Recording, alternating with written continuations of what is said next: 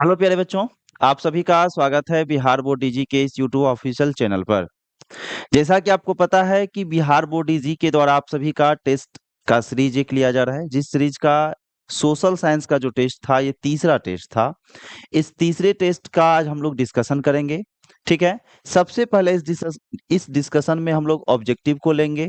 ठीक, उसके बाद फिर हम सब्जेक्टिव की ओर बढ़ेंगे। चलिए शुरू करते हैं। देखिए, सबसे पहला क्वेश्चन आपका जो आएगा इसमें इसमें पहला क्वेश्चन आता है आपका। तो काम क्या करना है, देखिए इंस्ट्रक्शन पहले पढ़ लीजिएगा। इंस्ट्रक्शन पहले पढ़ लीजिएगा। इंस्ट्रक्शन पहले पढ़ लीजिएगा कि प्रश्न संख्या 1 से लेकर 80 तक में आपको जो है क्वेश्चन दिए रहेंगे, और 80 तक के क्वेश्चन में आपको 4 विकल्प मिलेंगे, और इस 4 विकल्प में से एक विकल्प आपको चुनना है। ठीक है। तो यहाँ देखिए, सबसे पहला क्वेश्चन जो कह रहा है, ये क्या कह रहा है? पहला क्वेश्चन इसका ये कह रहा है कि बिहार का कौन सा भाग बाढ़ प्रवण है। आप सभी भी बता सकते हैं कौन सा भाग होगा। उत्तरी भाग होगा।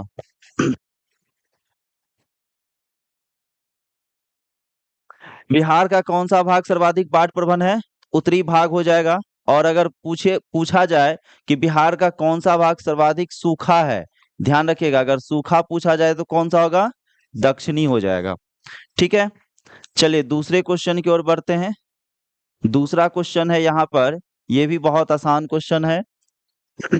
आपदा प्रबंधन से ये क्वेश्चन है। क्वेश्चन कह रहा है, गुजरात में भयंकर भूकंप कब आया था? गुजरात में भयंकर भूकंप कब आया था? 1998, 2001, 2002 और 2005। बताइए कब आया था? 2001 में आया था। ये बहुत ज्यादा भूकंप आया था और तबाही मचाया था। अच्छा, यहाँ पे अगर गुजरात के बाद अगर एक क्वेश्चन आपसे ये पूछ ले कि बिहार में भूकंप जो है ना कब आया था, बताइए। 1934 में आया था। 1934 में आया था। तो ये दोनों क्वेश्चन को याद रखिएगा। चलिए तीसरा क्वेश्चन देखिए यहाँ पे आपका क्या है। तीसरा क्वेश्चन आपका है,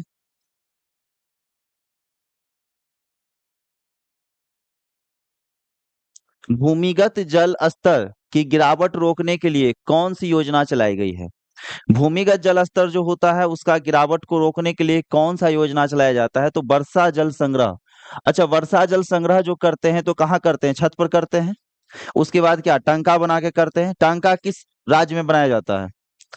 राजस्थान में बनाया जाता है। टंका किस राज्य में बनाया जाता है? राजस्थान में बनाया जाता है। इसके बाद देखिए दूसरा है वाटर शेड मैनेजमेंट। ये ऑप्शन ऑप्शन बी है।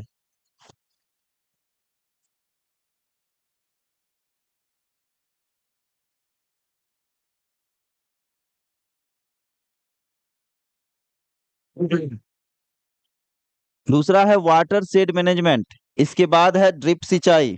तीसरा क्या है? ड्रिप सिंचाई। अच्छा, ड्रिप सिंचाई क्या होता है? आप देखिएगा, एक पाइप होता है, पाइप में जो होता है ना अलग अलग मतलब छिद्र किया जाता है, उसके माध्यम से जहां पौधे का जड़ होता है वहीं पानी जाता है, उसके पौधे पर ही पानी जाता है। ऐसा होता है। तो ये भी क्या है, एक तरह से कह सकते हैं कि ये भूमिगत जल स्तर की गिरावट को रोकने के लिए, या आप कह सकते हैं कि जल का संचय करने के लिए, यही है ना, जल का संचय करने के लिए। दोनों बात आप कह सकते हैं, दोनों के लिए काम जरूरी है। ड्रिप सिंचाई, वर्षा जल संग्रह और वाटर शेड मैनेजमेंट। इसका आंसर क्या हो जाएगा? ऑप्शन नंबर डी हो जाएगा। ठीक है। चलिए इसके बाद नेक्स्ट क्वेश्चन क्या है, यहां ध्यान से देखिएगा। देखिए क्वेश्चन आपसे कह रहा है कि निम्न में से कौन दक्षिण बिहार की नदी है? दक्षिण बिहार की नदी पूछा गया है, यहाँ उत्तर बिहार का चर्चा नहीं है। दक्षिण बिहार का है। ऑप्शन एक गंडक है, बी सोन है, सी कोसी है और डी कमला है। दक्षिण बिहार की नदी पूछे तो आंसर क्या होगा? सोन होगा। एक और क्वेश्चन यहीं पर आता है कि गंगा में दक्षिण की ओर से गंगा में दक्षिण की ओर से मिलने वाली नदी कौन सी नदी है? सोन नदी ही इसका भी आंसर होगा। ठीक है। देखिए एक ऑप्शन पे हम एक दो क्वेश्चन बता दे रहे हैं आपको, इसका भी आंसर क्या होगा? सोन ही होगा। और यह सोन नदी कहाँ से निकलती है, किस पहाड़ी से निकलती है सोन नदी? हाँ, किस पहाड़ी से? अमरकंटक की पहाड़ी से निकलती है, अमरकंटक की पहाड़ी से निकलती है। एक क्वेश्चन और यहाँ पे हो सकता है, कर सकता है कि अमरकंटक की पहाड़ी कौन से राज्य में है, बताइए। अमरकंटक की पहाड़ी कौन से राज्य में है? कौन से राज्य में है अमरकंटक की पहाड़ी? तो मध्य प्रदेश में। किस राज्य में है? मध्य प्रदेश में। ठीक है, अच्छे से ये सब याद कर लीजिएगा, तो आपको फाइनल एग्जाम में जो है ना कहीं से प्रॉब्लम नहीं होगा। बस पेशेंस रख के बनाइएगा, 40 में 40 क्वेश्चन सही होके आ जाएगा, और नहीं तो फिर वही गलती से मिस्टेक हो जाएगा। देखिए, रिक्टर पैमाने की प्रत्येक इकाई के बाद भूकंप की गहनता में कितनी वृद्धि होती है? यह भी आपदा प्रबंधन का क्वेश्चन है, और स्पष्ट आपको पता है कि कितना गुना वृद्धि होता है, 10 गुना वृद्धि हो जाता है। देखिए 6 नंबर क्वेश्चन क्या है, भारत का 22वां राज्य कौन है? तो 22वां राज्य जब पूछा जाए तो कौन सा हो जाएगा? सिक्किम हो जाएगा। ठीक है, जब आपसे पूछा जाए भारत का 29वां राज्य तो कौन सा होगा? तेलंगाना हो जाएगा। ठीक है, तेलंगाना किस राज्य से अलग हुआ था? आंध्र प्रदेश से अलग हुआ था। इसी सीरीज में एक दो क्वेश्चन और आता है ये सब 2000 ईस्वी में बना हुआ है। अब 2000 ईस्वी में जो बना हुआ राज्य है, एक राज्य का नाम है झारखंड। ठीक है, झारखंड ये किस राज्य से अलग हुआ था? बिहार से अलग हुआ था। इसके बाद देखिएगा, दूसरा जो है ये आपका है छत्तीसगढ़। छत्तीसगढ़ जो है ये किस राज्य से अलग हुआ था? मध्य प्रदेश से अलग हुआ था। तीसरा जो है आपका, ये होता है आपका उत्तराखंड। ठीक है, उत्तराखंड किस राज्य से अलग हुआ था? ये हुआ था उत्तर प्रदेश से। ठीक है, तो वर्तमान में भारत में राज्य कितना है? तो वर्तमान में भारत में राज्य अगर देखिएगा, तो वर्तमान में भारत में राज्य जो है आपका वो है 28, और केंद्र शासित प्रदेश कितना है? केंद्र शासित प्रदेश जो है वो 8 है। ठीक है, केंद्र शासित प्रदेश 8 है। ठीक, देखिए पहले 28 की जगह 29 राज्य था। ठीक ना, 29 राज्य था, फिर क्या हुआ, जम्मू एंड कश्मीर को केंद्र शासित बना दिया गया, तो कितना हो गया? 28 राज्य हो गया। ठीक है, चलिए अगले क्वेश्चन की ओर बढ़ते हैं। 7 नंबर क्वेश्चन आपका यहाँ पर है, ध्यान से देखिए। 7 नंबर क्वेश्चन कह रहा है 1974 के जनसंघर्ष को किस नाम से जाना जाता है? तो 1974 के जनसंघर्ष को किस नाम से जाना जाता है? संपूर्ण क्रांति के नाम से जाना जाता है। संपूर्ण क्रांति की शुरुआत कहाँ से हुई थी, किस राज्य से हुई थी? तो बिहार से हुई थी। संपूर्ण क्रांति का नारा किसने दिया था? तो जयप्रकाश नारायण ने दिया था। जयप्रकाश नारायण ने दिया था। ठीक है, इसको एक और किस आंदोलन के नाम से जानते हैं? छात्र आंदोलन के नाम से भी इसको जानते हैं। छात्र आंदोलन के नाम से भी इसको जानते हैं। ठीक है, इसके बाद अगर ये पूछा जाए कि आपसे कि श्वेत क्रांति, श्वेत क्रांति जो है ना किससे संबंधित है? दूध के उत्पादन से संबंधित है। दूध के उत्पादन से संबंधित है। ठीक है, इंग्लिश में इसको क्या कहा जाता है? ऑपरेशन फ्लड कहा जाता है। ऑपरेशन ऑपरेशन फ्लड कहा जाता है। ठीक है, यहाँ पे आपसे पूछे हरित क्रांति, हरित क्रांति किससे संबंधित है? फसल के उत्पादन से। फसल के उत्पादन से संबंधित है। अब फसल के उत्पादन मतलब क्या? ज्यादा से ज्यादा उत्पादन करना। स्पेशल अगर पूछा जाए किस फसल से संबंधित है, तो गेहूं से संबंधित है। ठीक ना, सबसे ज्यादा गेहूं का उत्पादन किस राज्य में हुआ था? तो पंजाब में हुआ था। आप ये कह सकते हैं उत्तर प्रदेश भी इसमें शामिल है, हरियाणा भी इसमें शामिल था। ठीक है ना, मतलब ये सब क्षेत्र जो है ना हरित क्रांति में आ जाता है, जहां पे फसल का उत्पादन किया गया था। अब एक चीज बताइए, हरित क्रांति से ही क्वेश्चन है, इसका शुरुआत कब किया गया था? तो 1966-67 में इसका शुरुआत किया गया था। बताए थे ना, जब योजना अवकाश हुआ था प्रथम बार। इसके बाद भारत में हरित क्रांति लाने वाले व्यक्ति कौन थे? भारत में हरित क्रांति, ठीक है, हरित क्रांति के नेतृत्वकर्ता आप कह सकते हैं। ठीक है ना, नेतृत्वकर्ता कौन थे? तो एम एस स्वामीनाथन थे। M S Swaminathan. ठीक है, यही चीज अगर आपसे पूछा जाए विश्व में, भारत को छोड़ दीजिए, अगर विश्व में आपसे पूछा जाए तो कौन हो जाएगा? नॉर्मन बोरलॉग हो जाएगा। कौन हो जाएगा? नॉर्मन बोरलॉग हो जाएगा। ठीक ना, इतना बात ध्यान रखिएगा। चलिए अगला क्वेश्चन लेते हैं। अगला क्वेश्चन देखिए, 7 नंबर था, 8 नंबर। 8 नंबर क्वेश्चन आपसे कह रहा है,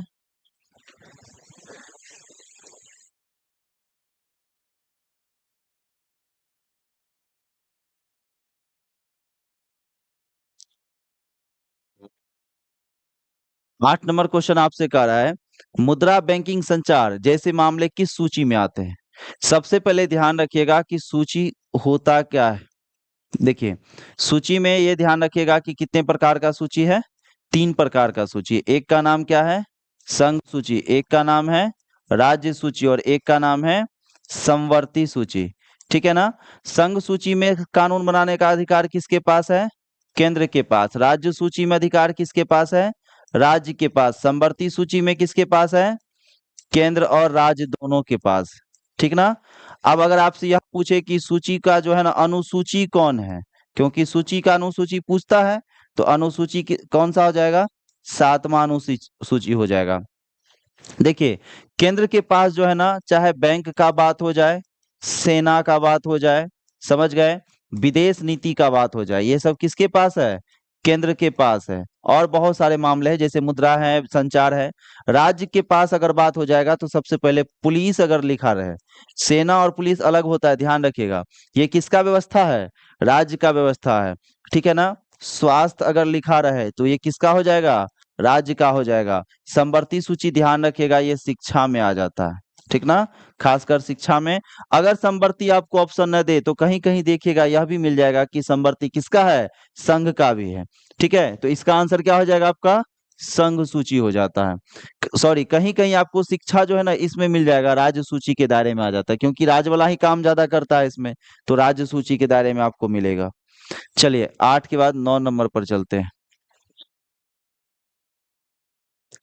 9 नंबर क्वेश्चन कह रहा है, देखिए यहाँ पे, औस एक प्रकार है। औस किसका प्रकार है बताइए? धान का प्रकार है, तो ऑप्शन नंबर बी हो गया आपका। ठीक ना? नेक्स्ट क्वेश्चन यहाँ पर है आपका कि निम्न में से कौन किसी भी रेल मंडल का मुख्यालय नहीं है? तो देखिए, इसमें आपका ऑप्शन क्या हो जाएगा? इंदौर।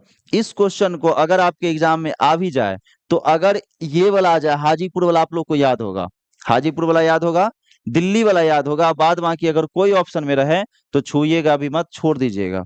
ठीक ना? क्योंकि ये गलती करने का चांस आपका ज्यादा बना देगा, क्योंकि इस एक क्वेश्चन को बनाने के लिए कम से कम 18 19 वो क्षेत्र आपको याद रखना होगा। चलिए अगला क्वेश्चन देखिए, 11 नंबर। 11 नंबर क्वेश्चन है आपका कि निम्न में से कौन विशेष आर्थिक क्षेत्र कहाँ है? पश्चिम बंगाल में है। विशेष आर्थिक क्षेत्र किस राज्य में है? पश्चिम बंगाल में। तो देखिए यहाँ पे आपको ये पता है कि फाल्टा विशेष आर्थिक क्षेत्र किस राज्य में है? पश्चिम बंगाल में। कांडला अगर पूछा जाए तो कहाँ है बताइए? कांडला गुजरात में। कांडला गुजरात में। ठीक है, चलिए आगे बढ़े। देखिए एक क्वेश्चन और यहाँ पे आ गया आपका, 12 नंबर क्वेश्चन। 12 नंबर क्वेश्चन कह रहा है, दक्षिण भारत की सबसे बड़ी नदी घाटी परियोजना कौन सी है? तो पूछा है दक्षिण भारत की, तो दक्षिण भारत की सबसे बड़ी नदी घाटी परियोजना तुंगभद्रा नदी घाटी परियोजना। ठीक है, इसके बाद आगे बढ़िए, 12 के बाद 13 नंबर। देखिए ये क्वेश्चन भी अगर एग्जाम में आ जाए तो इसको भी नहीं टच करना है, जो टच किए होंगे उनका गलती ही हुआ है। भारत में रेडियो का प्रसारण किसके द्वारा शुरू किया गया था? तो रेडियो का प्रसारण शुरू किया गया था रेडियो क्लब ऑफ बम्बई के द्वारा, यानी ऑप्शन नंबर क्या हो जाएगा आपका? डी हो जाएगा। ठीक, चलिए इसके बाद देखिए 13 के बाद 14 नंबर क्वेश्चन।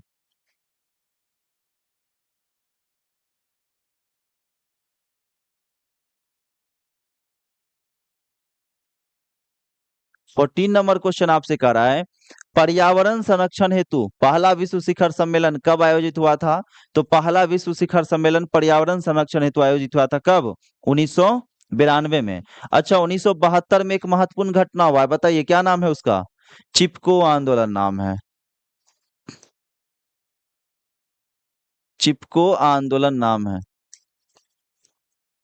ठीक है, ये चिपको आंदोलन भारत का है, इसलिए पहला विश्व का नहीं होगा।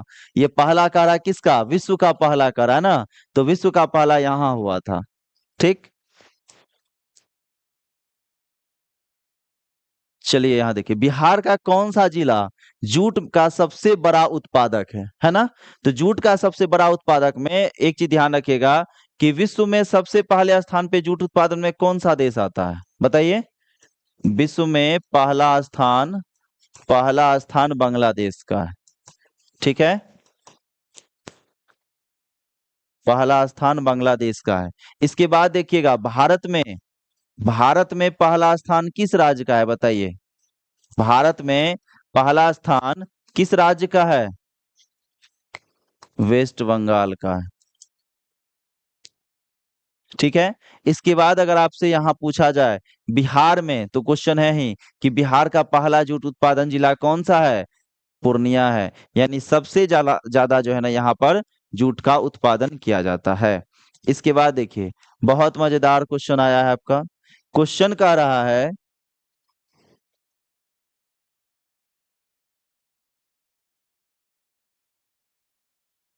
क्वेश्चन आपका कह रहा है कि निम्न में से किसे बिहार का शोक कहा जाता है?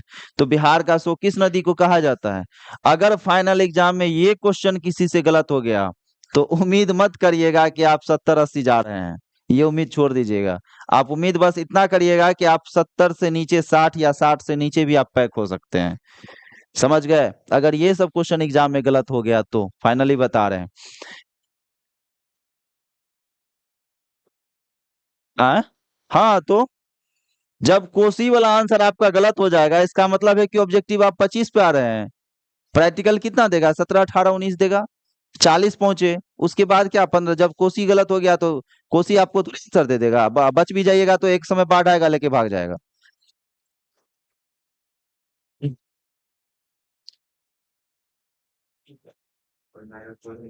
देखिए, कौन सा नंबर होगा अब? 16, 17 होगा, चलिए ठीक।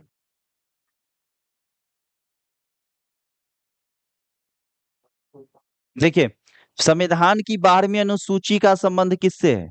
यहाँ पे एक है आपका नगर पालिका का कार्य क्षेत्र, एक है नगर निगम के आय के स्रोत, एक है राजनीति के निर्देशक तत्व, और अगला है मौलिक अधिकार। आपको ही पता है, अनुसूची में हम बताए थे 7वीं अनुसूची, 8वीं अनुसूची, 10वीं अनुसूची, 11वीं अनुसूची और 12वीं अनुसूची। बस इतना ही बताएं, ठीक है?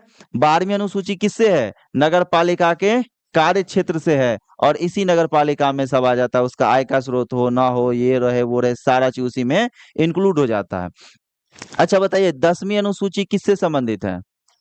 10वीं अनुसूची किससे संबंधित है? दल बदल से है, ठीक है ना? दल बदल जो बताए थे आप लोग को राजनीति शास्त्र में। इसके बाद अगर आपसे पूछा जाए 8वीं अनुसूची किससे संबंधित है, तो ये हो जाएगा आपका भाषा से संबंधित है। संविधान में कितने भाषा हैं? तो 22 भाषा हैं, ठीक है? 7वीं अनुसूची किससे संबंधित है? तो ये आपका हो जाएगा किससे? सूची से संबंधित है। एक और बच गया 11वीं अनुसूची, किससे संबंधित है बताइए? ग्राम पंचायत, ठीक है? ग्राम पंचायत, इसको आप स्थानीय स्वशासन भी कह सकते हैं, ठीक है? ग्राम पंचायत, ठीक है ना? या पंचायती राज व्यवस्था भी कह सकते हैं, ठीक है? चलिए आगे बढ़ते हैं। देखिए, इसके बाद 17 के बाद 18 नंबर क्वेश्चन आपका क्या कर रहा है? 18 नंबर क्वेश्चन कह रहा है कि हिंदी के अलावा अन्य कितनी भाषाओं को संविधान द्वारा अनुसूचित भाषा के रूप में मान्यता प्राप्त है? टोटल कितना भाषा है? 22 भाषा है। तो 22 भाषा में हिंदी को हटा देंगे तो कितना बचेगा? 21 बचेगा। तो ये भाषा कितना हो जाएगा? 21 हो जाएगा, ठीक है? देखिए अगला क्वेश्चन 19 नंबर। चलिए, ये क्वेश्चन भी बहुत मजेदार है ना? और उम्मीद है ये क्वेश्चन किसी का गलत नहीं हुआ होगा। क्या किसी का गलत भी हुआ है क्वेश्चन? कौन ऐसा है जो नहीं बनाए थे? रा, राजनीतिक दलों की नींव सर्वप्रथम किस देश में पड़ी? अच्छा, कौन ऐसा है जो नहीं बनाए थे क्वेश्चन? सब बनाए थे, बनाए थे। अच्छा, कोई बात नहीं, चलिए अच्छी बात है। देखिए, राजनीतिक दलों की नींव सर्वप्रथम किस देश में पड़ी थी? तो सबसे पहले किस देश में पड़ी थी? बोले थे ना, कोसी जिसका गलत हो गया ना, उसका मैक्सिमम ऑब्जेक्टिव गलत हो जाएगा। देख लिए, यो क्वेश्चन अधिकतर का गलत हुआ है, जो कोसी वाला जिसका गलत हुआ था। कौन? 1918 में ब्रिटेन में जो है ना, महिला और पुरुष दोनों को वोट देने का अधिकार प्राप्त था।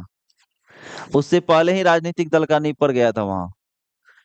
सब देश को यही ना गुलाम बनाता था, और इसी में कुछ नहीं होगा।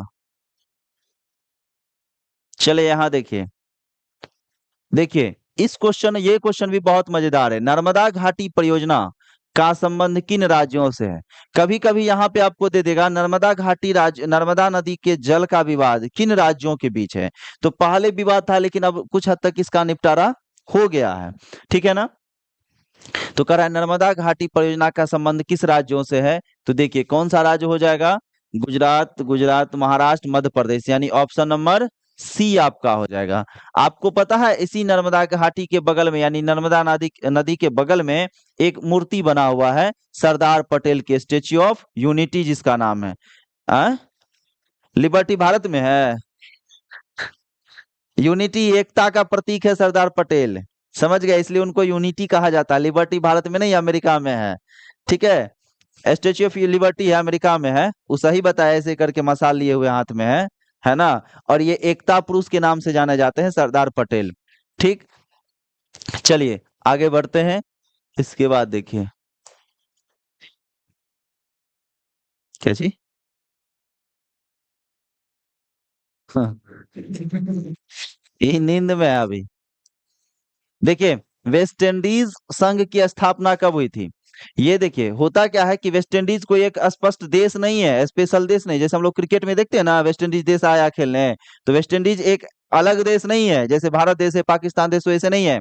बहुत सारे वहां पे जो है ना अलग अलग देश मिलके एक वेस्ट इंडीज संघ बनाया है, उस संघ का वो प्रतिनिधित्व करता है। तो इसका स्थापना कब किया गया था, 1958 में किया गया था। चलिए इसके बाद अगला क्वेश्चन यहाँ पे ध्यान दीजिए। 21 के बाद, 21 के बाद का क्वेश्चन कौन सा हो जाएगा, 22 नंबर। 22 नंबर क्वेश्चन आपसे क्या कर रहा है, ध्यान से समझिएगा। ये क्वेश्चन कह रहा है स्थानीय स्वशासन का संविधान के किस अनुच्छेद में स्थान दिया गया है। बताइए, ये सब क्वेश्चन कितना लॉलीपॉप है। हाँ, ये हम अपने घर से थोड़े लाते हैं, लेकिन आप लोग याद ही नहीं करिएगा। अनुच्छेद 40 में स्थानीय स्वशासन को स्थान दिया गया है, ठीक है। चलिए नेक्स्ट क्वेश्चन यहाँ पे देखिए, देखिए ये क्वेश्चन भी कितना मजेदार है ना। हाँ एकदम बच्चा वाला क्वेश्चन है ही ये, कि निम्न में से किसे लोकतंत्र का प्राण कहा गया है। तो लोकतंत्र का प्राण किसे कहा गया है, कहाँ है राजनीतिक दल, अच्छा इधर है। राजनीतिक दल ऑप्शन नंबर बी में है, कि लोकतंत्र का, हम सोचिए कौन सा ऑप्शन कहाँ ऐसा मिल रहा है। लोकतंत्र का प्राण किसे कहा गया है, राजनीतिक दल को कहा गया है। मौलिक अधिकार दिया है ना, कोई बात नहीं है, बच्चा बहुत प्रैक्टिस में, अभी चिंता मत करिए।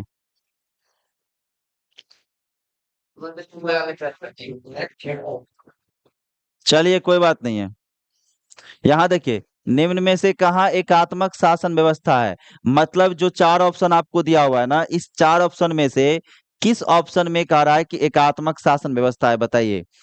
अमेरिका, कहाँ होगा एकात्मक शासन व्यवस्था, इंग्लैंड में एकात्मक शासन व्यवस्था हो जाएगा, ठीक है। चलिए अगला क्वेश्चन की ओर बढ़ते हैं। अगला 24 के बाद 25 नंबर क्वेश्चन यहाँ देखिएगा। 25 नंबर क्वेश्चन, ये देखिए कितना मजेदार क्वेश्चन है। यूरोपीय सभ्यता का पालन, मतलब यूरोपीय सभ्यता का पालन किसको कहा जाता है, यूनान को कहा जाता है, ठीक है ना, यूनान को कहा जाता है। हाँ, बिहार का है क्वेश्चन, समझे, बिहार कुछ कर सकता है, लेकिन अपना प्यारा बिहार है। चलिए रूस की संसद को क्या कहते हैं, बताइए। रूस की संसद को क्या कहा जाता है, डायट कहा जाता है, संसद कहा जाता है, ड्यूमा कहा जाता है, या सीनेट कहा जाता है। तो ड्यूमा रूस की संसद को कहा जाता है। अच्छा, ये संसद जो लिखा है ना, ये कहाँ का कहा जाता है, तो अपने भारत के संसद भवन को संसद कहा जाता है, समझ गए। चलिए अगला बात, अगला क्वेश्चन की ओर चलते हैं। 26 के बाद 27 नंबर, हाँ ड्यूमा हो जाएगा, ऑप्शन नंबर सी आपका ड्यूमा हो जाएगा, ठीक है। इसके बाद चलिए 27 नंबर, देखिए क्वेश्चन है आपका, भारतीय कम्युनिस्ट पार्टी की स्थापना कहाँ हुई थी, बताइए। Lucknow, Delhi, Berlin, Tashkent. तो कम्युनिस्ट पार्टी की स्थापना कहाँ की गई थी, ताशकंद में की गई थी, ठीक है ना। इसके बाद देखिए एक और क्वेश्चन जो आया है ना, ये बहुत ही आसान क्वेश्चन है, ऐसा हमको लग रहा है, पता नहीं आप लोग को क्या लग रहा होगा। ये क्वेश्चन आपसे कह रहा है कि टोकन टोकन फ्री स्कूल स्थापना, या टोकन फ्री भी बोल दिया जाता है, कि फ्री स्कूल का स्थापना कहाँ किया गया था? तो टोकन फ्री स्कूल का स्थापना वियतनाम में किया गया था। अच्छा, कब किया गया था बताइए तो? ईस्वी 1907 में किया गया था, ध्यान रखिएगा इस बात को। 1907 में टोकन फ्री स्कूल की स्थापना किया गया था वियतनाम के।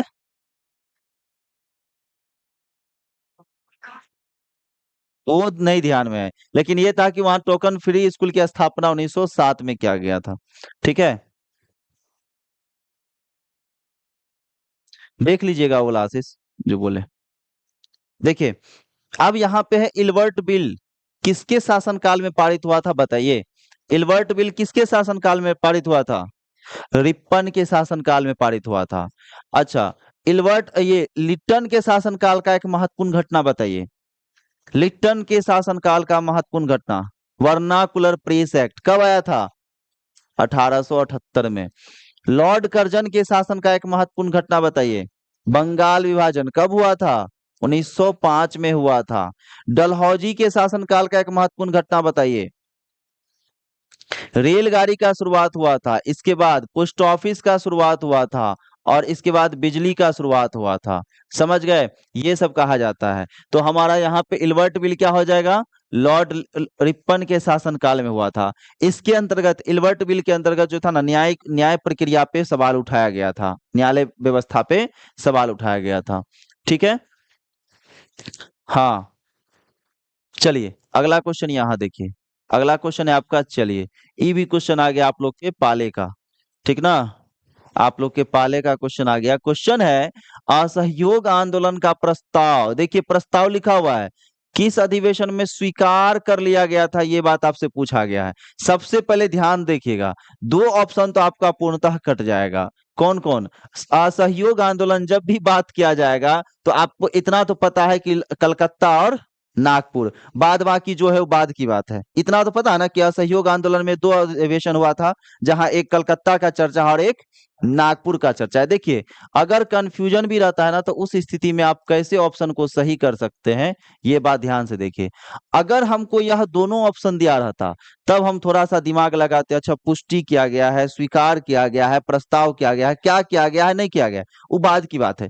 यहाँ पे देखिए तो इस दोनों में से कौन कौन ऑप्शन आपको दिख रहा है? सिर्फ नागपुर दिख रहा है। बस आराम से नागपुर मार दीजिए, वही हमारा आंसर होगा। समझे? क्योंकि ये सब है ही नहीं असहयोग आंदोलन में, कहीं है नहीं है। लाहौर अधिवेशन सिर्फ इक्के को पढ़े थे, कहाँ बताइए? लाहौर अधिवेशन कहाँ पढ़े थे?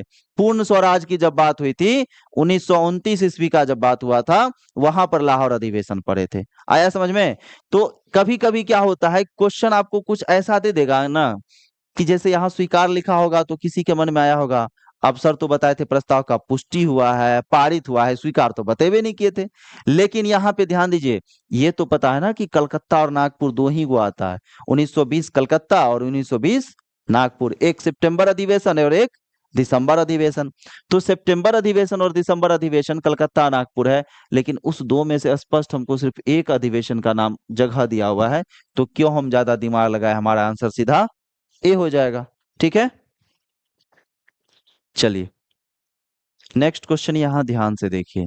क्वेश्चन आपसे कह रहा है, मुद्रण का प्रारंभ किस देश में हुआ था? देखिए, मुद्रण का प्रारंभ जो है ना, सबसे पहले किस देश में हुआ था? चाइना में हुआ था। चाइना के बाद कहाँ गया था बताइए? चाइना के बाद जापान गया था। जापान, अच्छा जापान लेकर कौन गया था? ये दो गो सीरीज आपको अच्छे से याद रखना है। ठीक है ना? ना ना ना, कैक्सटन तो इंग्लैंड लेकर आया था, बौद्ध भिक्षु लेकर गए थे जापान। समझ गए ना? बौद्ध भिक्षु जापान लेकर गए थे। मुद्रण कला को किंगस्टन जो है ना, इंग्लैंड लेकर आया था। अच्छा बताइए, भारत लाने वाला कौन था? व्यक्ति नहीं, एक बताइए, जैसे डच है, फ्रांसीसी है, पुर्तगाली है, ब्रिटिश है, बताइए इसमें से कौन भारत लाया था मुद्रण कला को? पुर्तगाली लाया था, सही है। क्या कौन लाया था? पुर्तगाली लाया था। ठीक है, चलिए नेक्स्ट क्वेश्चन यहाँ देखिए आपके सामने। जब एक क्वेश्चन आ जाए ना उससे रिलेटेड, तो उसका आसपास का सब चीज देख लीजिए। समझ गए? इसको कहते हैं पोस्टमार्टम। इंडिपेंडेंस का प्रकाशन किसने किया था? इंडिपेंडेंस है, इंडिपेंडेंस का प्रकाशन मोतीलाल नेहरू ने किया था, ठीक है ना। अच्छा, एनी बेसेंट के एक बुक का नाम बताइए। New India. गांधी जी के एक बुक का नाम बताइए। Young India. हरिजन किसका है? गांधी जी का है, ठीक है। अच्छा, एक और व्यक्ति है यहाँ देखिए, इसको भूल जाइएगा तो ये तो गड़बड़ कर देगा। मार्टिन लूथर किसका है? 95 थीसिस, ठीक है ना। चलिए आगे बढ़े। एक्सप्लेनेशन में मजा आ रहा है ना इसमें? क्वेश्चन तो बहुत ही हो जा रहा है। देखिए, निम्न में से कौन पूंजी बाजार का अंग है? कह रहा है पूंजी बाजार का अंग कौन सा है, तो इसमें से एक दो का नाम तो जानते होंगे कि प्रतिभूति बाजार तो पूंजी बाजार का अंग है, ये तो 100% जानते हैं। औद्योगिक बाजार भी इसका अंग है क्या? है औद्योगिक बाजार? है। इसके बाद आप देखिए, अब तीसरा है कि नहीं वो हम नहीं जानते हैं, इसलिए नहीं जानते हैं कि दो गो दिया है तो डी तो होगा, क्योंकि आप जानेगा बिहार बोर्ड अपना, ठीक है। अगला क्वेश्चन देखिए। अगला क्वेश्चन आपका क्या है? 34 नंबर। 34 नंबर क्वेश्चन आपसे कह रहा है, सहकारिता साख समिति विधान कब पारित हुआ? सहकारिता साख समिति विधान कब पारित हुआ बताइए। 1904 में पारित हुआ था, यहाँ की कोई कंफ्यूजन की बात होना ही नहीं चाहिए, ठीक है। चलिए इसके बाद हम जब चलते हैं 35 नंबर में, तो 35 नंबर क्वेश्चन क्या दे रहा है यहाँ देखिए। कह रहा है, भारत के सकल घरेलू उत्पाद जीडीपी में किस क्षेत्र का योगदान सर्वाधिक है? याद करिए, इकोनॉमिक्स का जब हम चैप्टर पढ़ा रहे थे तो वहां पे आपको हम दो चीज बताए थे, एक आपसे देगा जीडीपी में योगदान, और एक आपको क्या देगा? भारत की अर्थव्यवस्था में योगदान, पूरा पूरी अर्थव्यवस्था में योगदान की बात करेगा, वहां पे जीडीपी, एनएनपी, सब जितना पी एपी आ जाता है, एबीसीडी सब आ जाएगा, ठीक है ना। तो जब जीडीपी का बात करेगा तो सिर्फ क्या होगा? सेवा होगा। और जब पूर्ण का बात करेगा तो कृषि होगा। किसमें? अभी भी उसमें बुक में आप देखिएगा तो वही दिया हुआ है, कृषि ही दिया हुआ है ना, दिया हुआ। अभी भी वही चीज आता है। अब धीरे धीरे जो है ना, सेवा क्षेत्र बहुत ऊपर आ गया है, एक बार बुक अपडेट हो जाए ना, तब कुछ मजा आ जाएगा कि बहुत सी चेंज होगा। चलिए अगला क्वेश्चन चलते हैं। 35 के बाद 36 नंबर देखिए। देखिए एलपीजी आ गया यहाँ पे, एलपीजी आ गया देखिए यहाँ पे। ये क्वेश्चन भी हम कई बार आप सभी को पूरा एग्जाम मतलब जितना भी पढ़ाते हैं ऑब्जेक्टिव, उसमें कई बार रिवीजन करवा दिए हैं। कह रहा है एलपीजी की, भारत में एलपीजी नीति कब अपनाई गई? भारत में एलपीजी नीति कब अपनाई गई? तो सबसे पहले ध्यान रखिएगा, ये लिबराइजेशन है, ये प्राइवेटाइजेशन है, ये ग्लोबलाइजेशन है। मतलब होता है उदारीकरण। देखिए, उदारीकरण, उदारीकरण होता है, उसके बाद होता है निजीकरण, निजीकरण, ठीक है। और एक क्या होता है? वैश्वीकरण होता है, वैश्वीकरण होता है, ठीक है। ये तीन गो होता है आपका। अब ये तीनों आया कब था, यही प्रश्न आपसे पूछा गया है।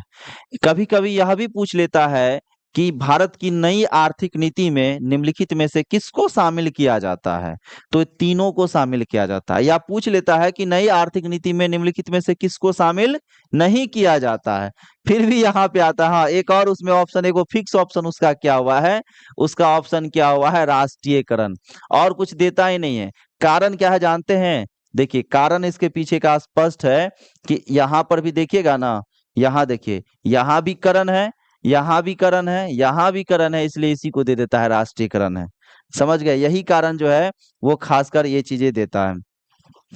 अब नई आर्थिक नीति अच्छा लाए थे कौन व्यक्ति बताइए? इसलिए याद रखिए क्योंकि इस बार इनका मृत्यु हो गया है, तो क्या पता कहीं टपक जाए आपके एग्जाम में, ठीक है। इस बार इनकी मृत्यु हो गई है तो कहीं आपके एग्जाम में टपक जाए इनका क्वेश्चन। तो मनमोहन सिंह आया कब था? 1991 में आया था, ठीक है। चलिए अगला क्वेश्चन देखते हैं। देखिए, ई क्वेश्चन का तो हमें उम्मीद है कि बहुत सारे आदमी गलत किए होंगे, क्योंकि जैसे खनन देखे होंगे वो पक्का औद्योगिक मार दिए होंगे। हल्ला नहीं, शांत। खनन वाला में कौन कौन उद्योग मारे, एक बार हाथ उठाइए। एक, दो, आप भी? वाह, आप दोनों भी हैं। चलिए आप लोग भी हैं। सुमन है ना? कोई बात नहीं है। यहाँ देखिए, कह रहा है खनन को किस क्षेत्र में शामिल करते हैं, तो खनन को भी किस में शामिल करते हैं, कृषि में। एक दिन याद है जब आपको हम इकोनॉमिक्स वाला ये शायद टॉपिक आया था क्षेत्र वाला, तो उसमें हम स्पष्ट लिख के बताए थे कि खनन याद रखिएगा, चूंकि खनन जैसे ही पढ़ते हैं तो दिमाग में जाता है कि ये तो उद्योग वाला हो सकता है, समझ गए। खनन जैसे पढ़ते हैं तो दिमाग में जाता है ये तो उद्योग का क्षेत्र होगा, इसलिए हम लोग किसको मार देते हैं, बी ऑप्शन कर देते हैं, लेकिन ये किसका आएगा, कृषि का आएगा। चलिए अब ध्यान दीजिएगा यहाँ पर एगो बात, कोई बात नहीं। चलिए आप क्वेश्चन नहीं बनाए थे तो अच्छी बात। कृषि में आप देखिएगा पालन जितना में रहेगा ना सब कृषि में आता है। आप कहिएगा सर पालन क्या, तो पशुपालन, पशुपालन, मत्स्य पालन, समझ गए। और कोई पालन होता है, बस इतने होता है। मछली पालन, अच्छा ये तो लिख दिए, मत्स्य का ही मछली होता है। मधुमक्खी, हाँ इसका भी पालन किया जाता है, मधुमक्खी का भी पालन किया जाता है, समझ गए। मछली पालन लिख दिए, मत्स्य पालन। मुर्गा फार्म, मुर्गी पालन ये भी कर सकते हैं। हाँ बकरी पालन भी कर सकते हैं, ये पशुपालन में आ जाएगा सब। चले औद्योगिक क्षेत्र में क्या होता है, इसका एक और होता है विनिर्माण, विनिर्माण और निर्माण, विनिर्माण और निर्माण, समझ गए। और सेवा क्षेत्र में आपको पता है कि जैसे परिवहन हो गया, बैंक हो गया, रेलवे हो गया, अच्छा परिवहन में तो आ ही जाएगा वो, हटाइए, रेलवे आ जाएगा। इसके बाद बैंक लिख दिया, और कोई है, स्वास्थ्य लिख सकते हैं, ठीक है। इसके बाद आप पुलिस लिख सकते हैं, ये सब किस में आ जाएगा, पुलिस सेना कुछ भी लिखिएगा सब किस में आ जाएगा, सेवा क्षेत्र के दायरे में आ जाएगा, ठीक है। चलिए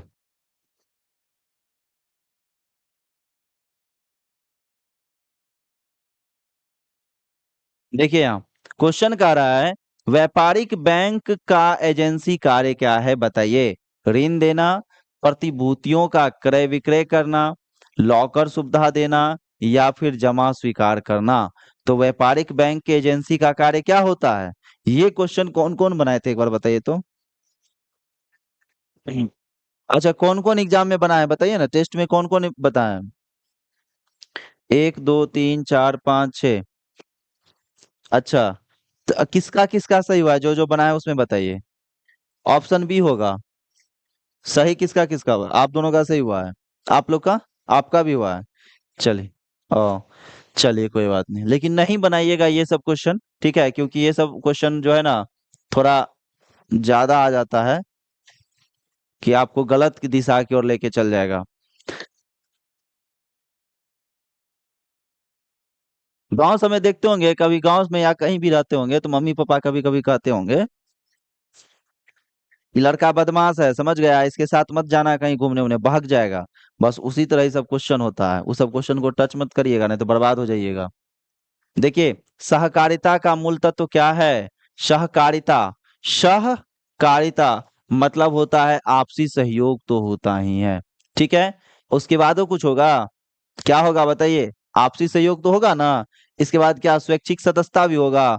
इसमें चूंकि किसी को बुलाया नहीं जाता है, अपना सहयोग होता है। जैसे आपके गांव में कुछ फंक्शन हो रहा है, कुछ भी हो रहा है, किसी के यहाँ मान लेते हैं कोई किसी के सिस्टर का शादी है, या कोई भोज उज हो रहा है, उनके यहाँ कोई मर गए हैं, कुछ भी स्थिति होता है, उसमें देखिएगा लोग खुद जाते हैं वहां पे, अपना जो काम उम होता है अपना करते हैं, ठीक है। तो एक तरह से कहिएगा कि स्वैच्छिक होता है। आपके गांव में मेला लगा, ठीक है, आपके गांव में मेला लगा, या फिर आपके गांव में क्रिकेट हो रहा है, उस केस में भी आप देखिएगा कि किसी को बुलाया नहीं जाता है, अपना कमेटी का सदस्य बना हुआ रहता है और सब अपना स्वेच्छा से काम करता है। तो जब दो ऑप्शन मिल जाएगा तो आप आराम से क्या कर सकते हैं, यहाँ पे भी देखिए जनतांत्रिक संचालन का अर्थ क्या होता है, मतलब होता है जनता का जहाँ पे शासन के रूप में खुद अपना संचालन कर रहा है, सब मिलजुल के संचालन कर रहा है। तो एक दो मिल गया तो आप आराम से डी उसको कर सकते हैं, ठीक है, यानी आपसी सहयोग स्वैच्छिक सदस्यता। यहाँ पे भी देखिए ये क्वेश्चन भी आपको बहकाएगा, बहकाएगा क्या, कहेगा सहकारिता का मतलब है आपसी सहयोग तो हो ही गया, आप मस्ती में ये नंबर मार सकते हैं, समझ गए? इसलिए हम बोल रहे हैं पहले 1 से 80 तक चल जाइएगा, भले उसमें 30 क्वेश्चन बनेगा, लेकिन 100% जहाँ पे होगा 100% एक्यूरेसी जिसको बोलते हैं, वही क्वेश्चन बनाइएगा, बाद बाकी क्वेश्चन मत बनाइएगा।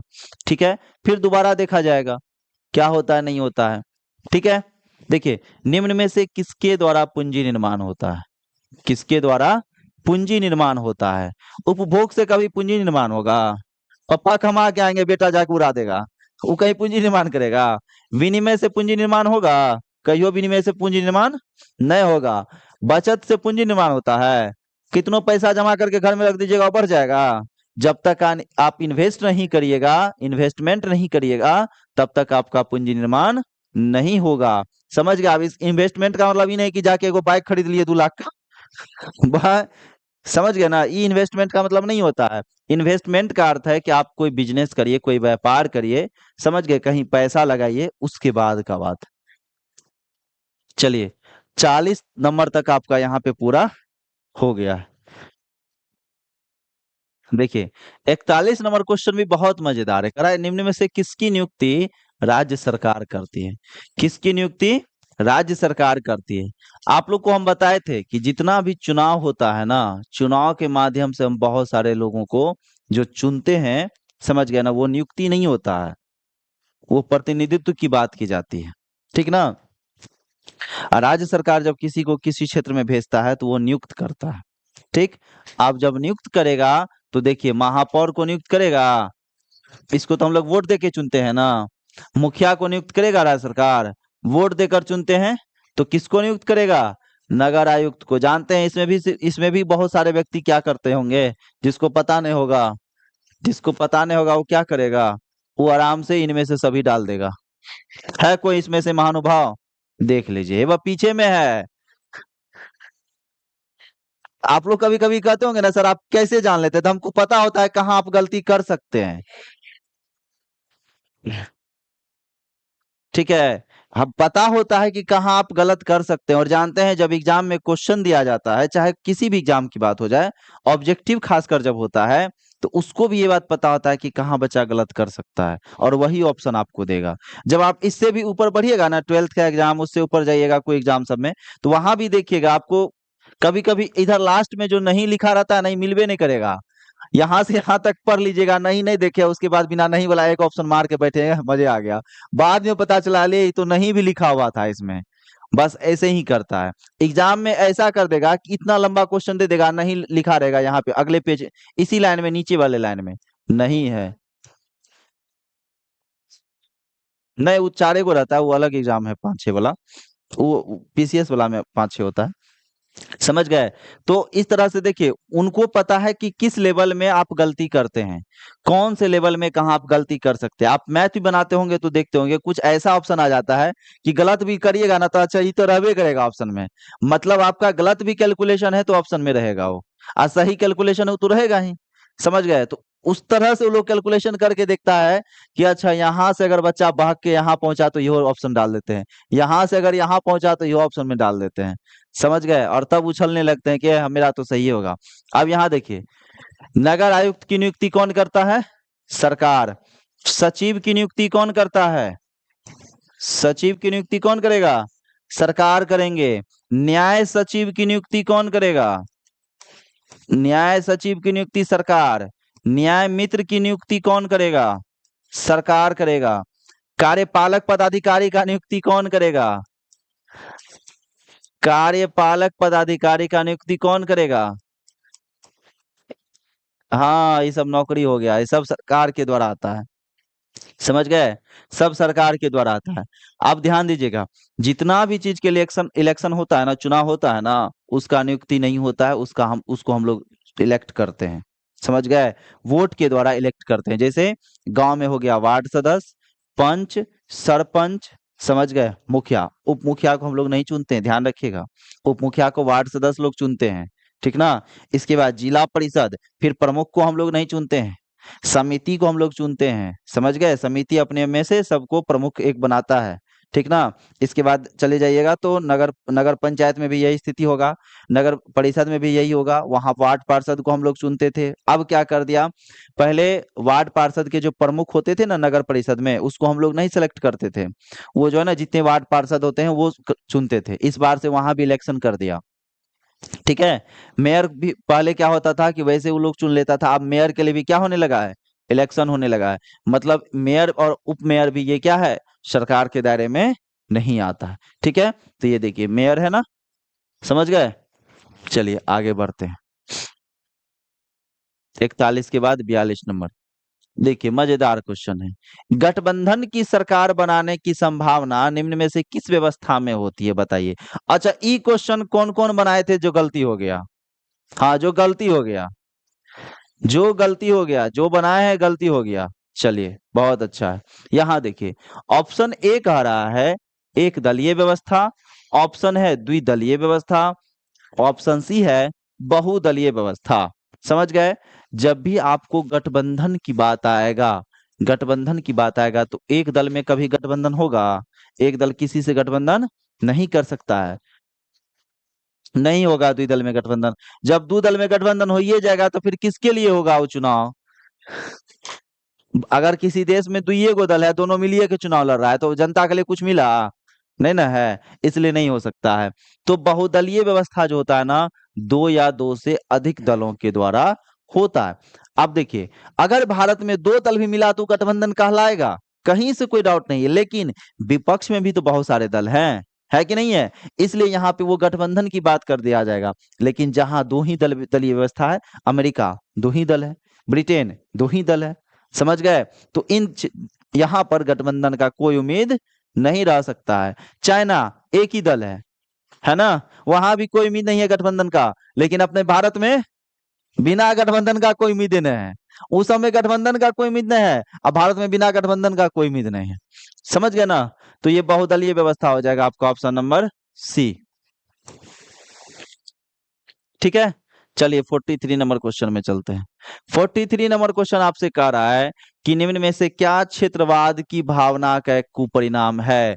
क्षेत्रवाद, हम कहेंगे हमर गांव, गांव वाला आदमी नहीं आया है आज, समझ गए। कोई कहेगा दूसरे का गांव, कोई कहेगा तीसरे का गांव, तो उस गांव से क्या होगा, अलग अलग स्थिति पैदा होगी, जो क्या होता है, अलगाववाद हो जाता है, ठीक है।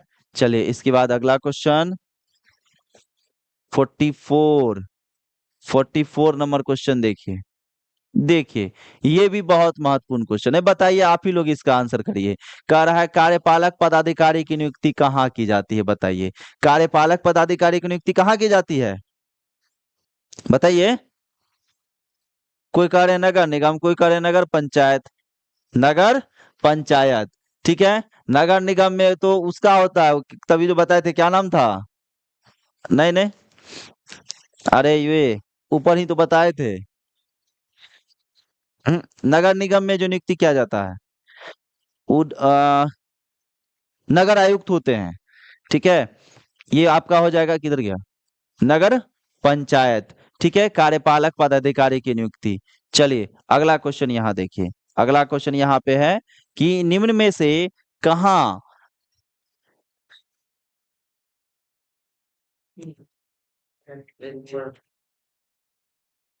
निम्न में से कहाँ सामाजिक विभाजन का आधार भाषा था। भाषा के आधार पर सामाजिक विभाजन हुआ था। आपको दूगो राज्य याद होगा, सॉरी दूगो देश याद होगा, एक श्रीलंका और एक बेल्जियम, जो हम लोग पहला चैप्टर में ही पढ़े हैं। क्या इसमें श्रीलंका ऑप्शन दिया है, इसलिए नहीं दिया है, तो कौन सा देश हो जाएगा हमारा, बेल्जियम। अच्छा बेल्जियम की राजधानी कहाँ है, बुडापेस्ट, ब्रुसेल्स है, हंगरी की राजधानी बुडापेस्ट है। ऐसे मत करिए कि क्रिस। चलिए अगला देखिए, देखिए बहुत अच्छा क्वेश्चन आ गया है। यहाँ पे क्वेश्चन कर रहा है संविधान सभा का गठन कब किया गया, बताइए। संविधान सभा का गठन किया गया 1946 में। चलिए अब क्वेश्चन यहाँ देख लीजिए, उतना ऊपर नहीं लिखेंगे।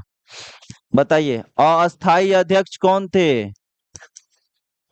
अस्थाई अध्यक्ष, अस्थाई अध्यक्ष थे यहाँ पर कौन, सचिदानंद, सचिदानंद सिन्हा, ठीक है ना। अच्छा, अस्थाई अध्यक्ष कौन बने थे? अस्थाई अध्यक्ष कौन बने थे? राजेंद्र प्रसाद बने थे। राजेंद्र प्रसाद का जन्म किस राज्य में है? बिहार राज्य में है। अच्छा, अब यहाँ पे एक और क्वेश्चन है। देखिए, अस्थाई अध्यक्ष बने थे 9 दिसंबर को, 9 दिसंबर 1946 को। और अस्थाई अस्थाई बने थे, अस्थाई बने थे 11 दिसंबर 1946 को। और इसके बाद जब आगे जाइएगा तो हमारा संविधान बनकर कब तैयार हुआ? संविधान बनकर कब तैयार हुआ बताइए? 1950 में तैयार हो गया? 1949 में तैयार हुआ था। 1949 में 26 नवंबर को तैयार हुआ था। ठीक है। संविधान लागू कब हुआ था बताइए? अब ये बुनिया खाए होंगे, याद होगा। 26 जनवरी को लागू हुआ था। 26 जनवरी 1950 को लागू हुआ था।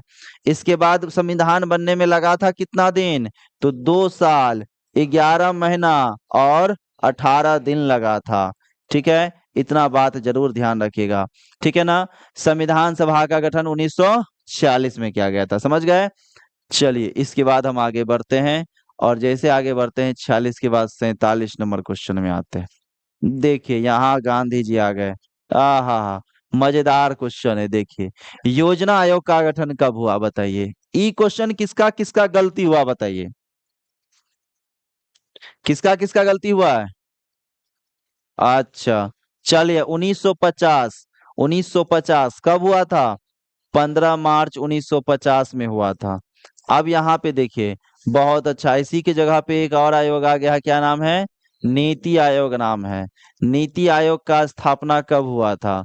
1 जनवरी, 1 जनवरी 2015 को हुआ था। दोनों के अध्यक्ष कौन होते हैं? दोनों के अध्यक्ष होते हैं प्रधानमंत्री। ठीक है। योजना आयोग के प्रथम अध्यक्ष कौन थे? पंडित जवाहरलाल नेहरू थे। नीति आयोग के प्रथम अध्यक्ष कौन थे? ठीक है। योजना आयोग का अंतिम योजना काल कब से कब तक है? 2012 से लेकर 2017, ये अंतिम योजना है। यानी जिसको हम लोग पंचवर्षीय योजना कहते हैं। योजना आयोग का प्रथम योजना कब है? 1951 से 56 है। बहुत बढ़िया। और कोनो क्वेश्चन बच गया इसमें? नहीं बचा, चलिए हटाइए। ढेरी क्वेश्चन तो ढेरी है, लेकिन कम में पढ़िए नहीं तो अनपढ़ हो जाएगा। अगला देखिए, भारत का पहली मानव विकास रिपोर्ट कब जारी की गई थी बताइए? इस समय प्रधानमंत्री कौन थे? भारत की पहली मानव विकास रिपोर्ट कब जारी की गई थी? 2002 में। उस समय भारत के प्रधानमंत्री कौन थे? अटल बिहारी वाजपेयी थे। ठीक है। चलिए, नेक्स्ट क्वेश्चन। यहाँ देखिए, दांडी यात्रा बताइए। ये क्वेश्चन में किसी को तो कुछ नहीं सोचना चाहिए। दांडी यात्रा किस आंदोलन की शुरुआत है? अच्छा, गलती किसका किसका हुआ है क्वेश्चन? किसका किसका गलती हुआ है दांडी यात्रा? किसका किसका गलती हुआ दांडी यात्रा? किसी का नहीं हुआ है। चलिए, बहुत अच्छा बात। देखिए, जब यहाँ बात करते हैं हम दांडी यात्रा की, दांडी यात्रा, देखिए, दांडी यात्रा में क्या सब होता है ध्यान दीजिएगा। 12 मार्च से शुरू हुआ था यह यात्रा। कब तक चला था? 5 अप्रैल तक चला था। 5 अप्रैल तक चला था। और ये कब था? 5 अप्रैल 1930 था। ठीक है। 5 अप्रैल 1930 था। इसी दिन वहां पहुंचे थे और 6 अप्रैल को नमक कानून तोड़कर, और उसके बाद क्या किए थे? न- नमक कानून तोड़े थे कब? 6 अप्रैल को तोड़े थे। देखिए, 6 अप्रैल को नमक कानून तोड़कर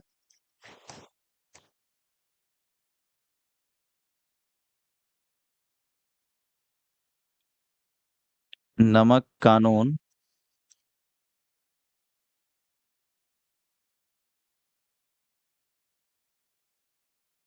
तोड़कर सविनय अवज्ञा, सविनय अवज्ञा आंदोलन, सविनय अवज्ञा आंदोलन की शुरुआत किए थे। यही किए थे ना? ठीक है, ध्यान रखिएगा ये। यानी सभी ने अवज्ञा आंदोलन का भी शुरुआत कब होता है? 1930 में होता है।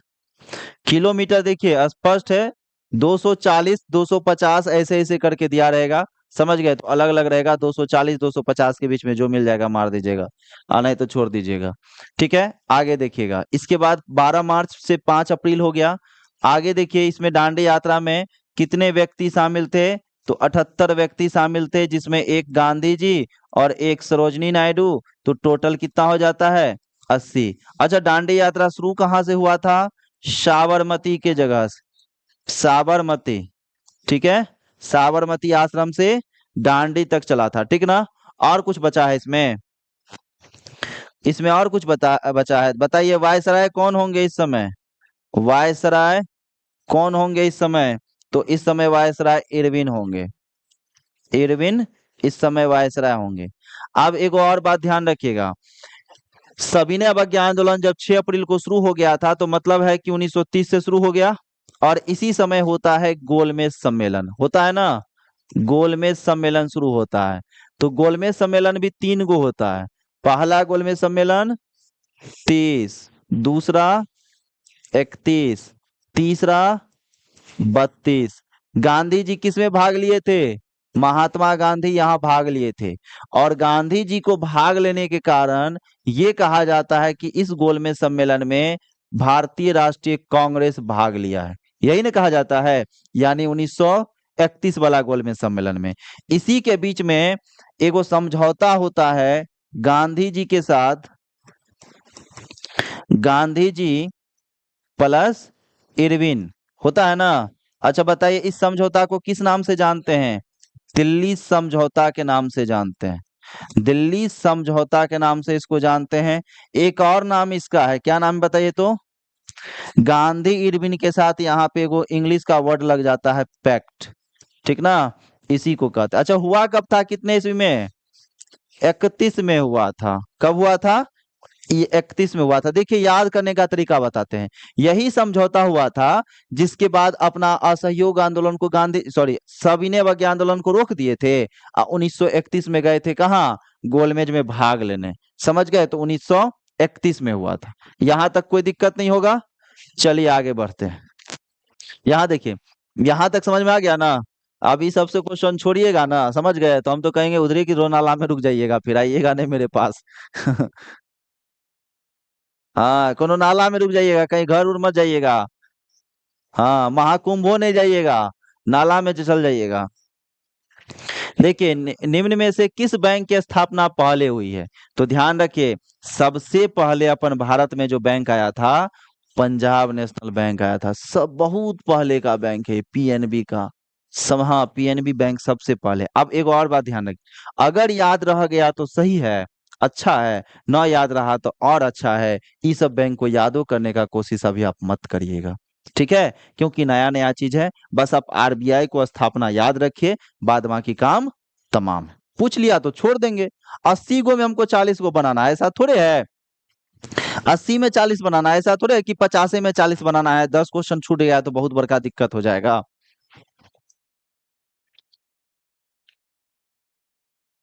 देखिए, ई क्वेश्चन देखिए कितना मजेदार आया। यहाँ पे अखिल भारतीय ट्रेड यूनियन कांग्रेस के प्रथम अध्यक्ष कौन थे, बताइए? अखिल भारतीय ट्रेड यूनियन के प्रथम अध्यक्ष कौन थे? लाला लाजपत राय। अच्छा, लाला लाजपत राय का जब आप हिस्ट्री पढ़ रहे थे, चौथा चैप्टर जो था, उसमें एक ही दो जगह इनका आता है ना? एक जगह आता है हिस्ट्री में कि इन्होंने मेजनी का क्या लिखा था?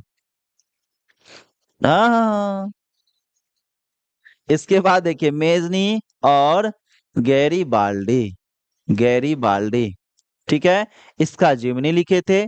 इसके बाद इनको शॉर्ट में लाल के नाम से भी जाना जाता है, ठीक है।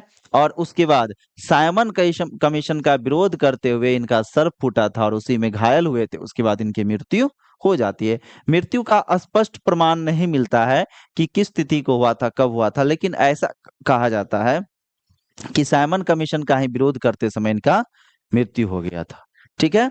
चलिए, इसके बाद और कुछ था लाला लाजपत राय में? नहीं था। अगला क्वेश्चन चलिए।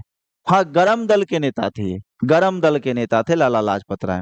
यहाँ जितना व्यक्ति आपको दिख रहा है ना, समझ गए, खाली गोखले को छोड़ दीजिए, तो बोस, लाला लाजपत राय, बाल गंगाधर तिलक सब गरम दल के नेता हैं। कितना नंबर क्वेश्चन में थे अभी? क्वेश्चन था 51। चलिए 52 नंबर क्वेश्चन में चलेंगे। 52 नंबर क्वेश्चन देखिए, कितना मजेदार क्वेश्चन है। ऑल इंडिया मुस्लिम लीग, जिसको हम लोग क्या बोलते हैं? मुस्लिम लीग बोलते हैं, यानी मुस्लिम लीग बोलते हैं। इसका स्थापना कब किया गया था? 1906 ईस्वी में किया गया था। इसका स्थापना बंगाल विभाजन के जस्ट 1 साल बाद किया गया था, समझ गए। और इसके स्थापना में सबसे बड़ा हाथ ब्रिटिश का था मुस्लिम लीग का स्थापना करवाने में, ठीक है। अच्छा, यहां से एक दो क्वेश्चन आपको कर लेते हैं। 1911 ईस्वी का एक महत्वपूर्ण घटना बताइए। रद्द हो गया था। वायसराय कौन थे? हार्डिंग द्वितीय थे। 1912 में राजधानी को क्या किया? कलकत्ता से दिल्ली स्थानांतरित कर दिया था, ठीक है। चलिए अगला क्वेश्चन बढ़ते हैं। अगला क्वेश्चन 52 के बाद 53 नंबर, यहाँ देखिए, सिमलीपाल राष्ट्रीय उद्यान। कितना मजेदार क्वेश्चन है। सिमलीपाल राष्ट्रीय उद्यान कहाँ है? ओडिशा में। आप लोग को जब बुक पढ़ा रहे होंगे तो उस समय जो राष्ट्रीय उद्यान का एक चित्र दिया हुआ था, मतलब सॉरी डाटा दिया हुआ था, उसमें हम कुछ नाम के आगे आपको स्पष्ट बता दिए हैं कि बस इतना ही याद करिएगा, समझ गए। आप क्वेश्चन बैंक में भी देख लीजिएगा, उतना ही राष्ट्रीय उद्यान में से कहीं ना कहीं पूछा हुआ है, अन्यथा कोई नहीं पूछा है। जैसे कान्हा है, दुधवा है, सिमलीपाल है, इसके बाद आप देखिएगा तो काजीरंगा है, समझ गए। ये सब ही ज्यादा मेनली पूछा जाता है। चलिए नेक्स्ट क्वेश्चन 53 के बाद 54 नंबर, कलपक्कम। अभी हाल फिलहाल भी हम इसका पूरा पोस्टमार्टम किए थे। कलपक्कम परमाणु विद्युत संयंत्र कहाँ स्थित है बताइए? किस राज्य में है? तमिलनाडु में है, ठीक है ना, परमाणु विद्युत संयंत्र। इसके बाद चलिए आगे बढ़ते हैं। अगला क्वेश्चन, अगला क्वेश्चन यहाँ पे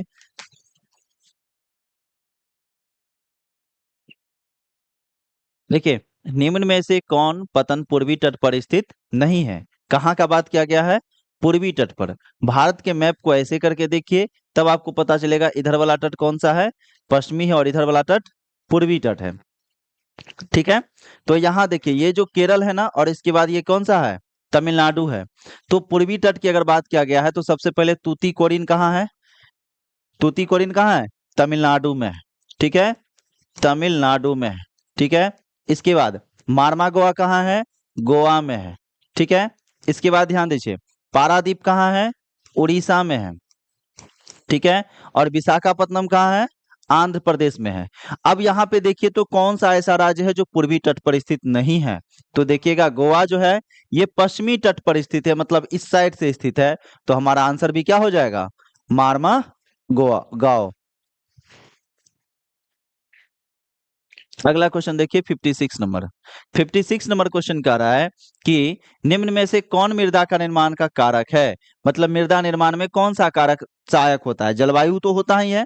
जलवायु के साथ देखिएगा अगर आप तो वनस्पति भी होता है। अब चट्टान होता है कि नहीं होता हमको नहीं पता है, लेकिन ये पता है कि जलवायु और वनस्पति हो गया। इसका मतलब ऑप्शन क्या हो जाएगा? डी हो जाएगा। इसका मतलब है कि चट्टान भी होगा ही होगा, ठीक है। चलिए अगला क्वेश्चन देखिए 57 नंबर। ये क्वेश्चन आपसे कह रहा है, ये क्वेश्चन आपसे कह रहा है, गरीबी रेखा निर्धारण की कैलोरी मापदंड किसने दिया था बताइए? गरीबी रेखा निर्धारण की ये कैलोरी मापदंड किसने दिया था? योजना आयोग लेकर आता है। अब यहाँ पे देखिएगा कि जब ये कैलोरी मापदंड की बात करता है तो गांव में कितना कैलोरी की आवश्यकता है? गांव में आवश्यकता है 2400 कैलोरी की, ठीक है। और शहर में कितना कैलोरी की आवश्यकता है? तो शहर में आवश्यकता है 2100 कैलोरी की, ठीक है ना। चलिए आगे बढ़ते हैं। देखिए, भूमि का पारिश्रमिक क्या कहलाता है बताइए? भूमि का पारिश्रमिक क्या कहलाता है? लगान। श्रम का पारिश्रमिक, ठीक है। इसके बाद पूंजी का पारिश्रमिक, समझ गए ना। चलिए आगे चलते हैं। अगला क्वेश्चन आपका यहाँ पे क्या है? 59 नंबर, भारत का सर्वाधिक सर्वाधिक प्रति व्यक्ति आय वाला राज्य कौन सा है बताइए? गोवा है। और सबसे कम प्रति व्यक्ति आय वाला राज्य अपना बिहार है, ठीक है। चलिए नेक्स्ट क्वेश्चन यहाँ पर देखिए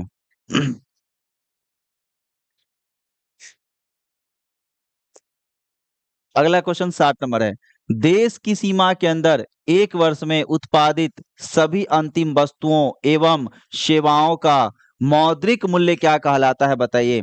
देश के अंदर उत्पादित सभी अंतिम वस्तु एवं सेवाओं का मौद्रिक मूल्य क्या कहलाता है, बताइए।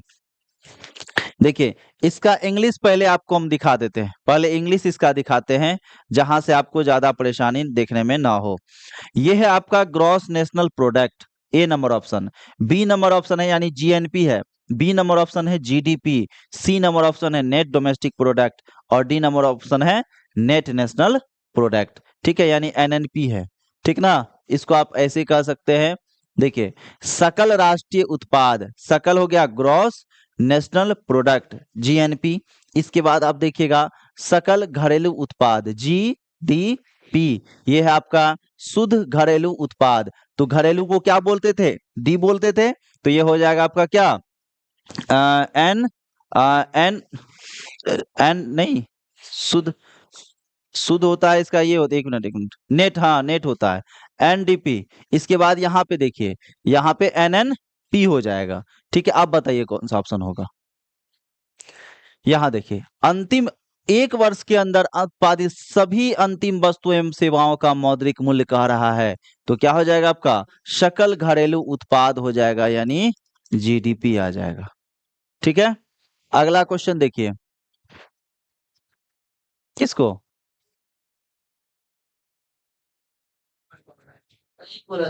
हाँ कह सकते।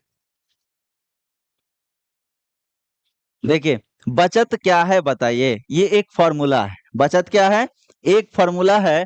और बचत फॉर्मूला का रहा आय तथा उपभोग का।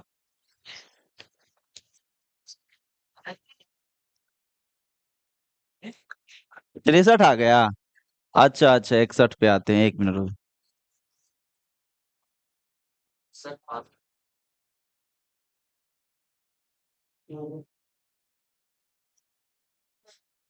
देखिए, क्वेश्चन मस्त है।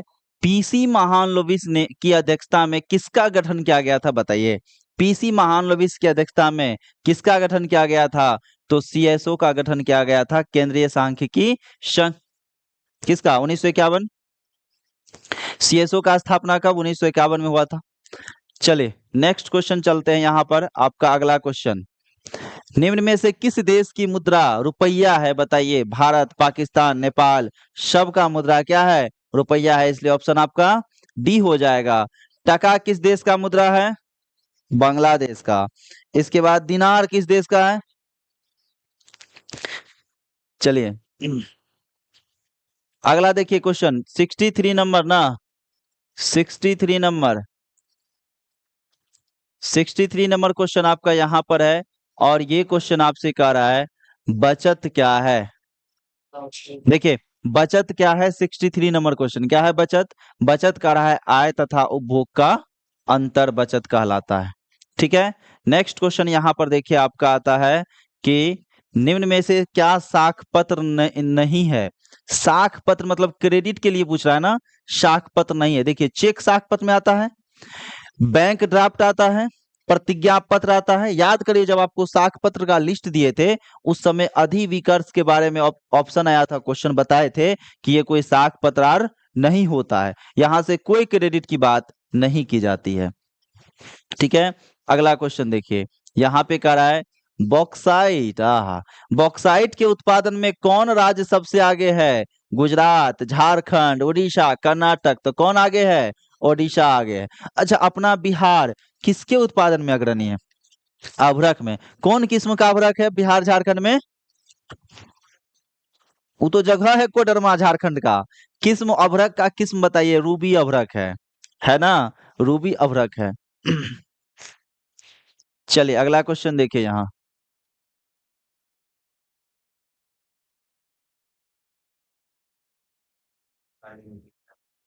देखिए आ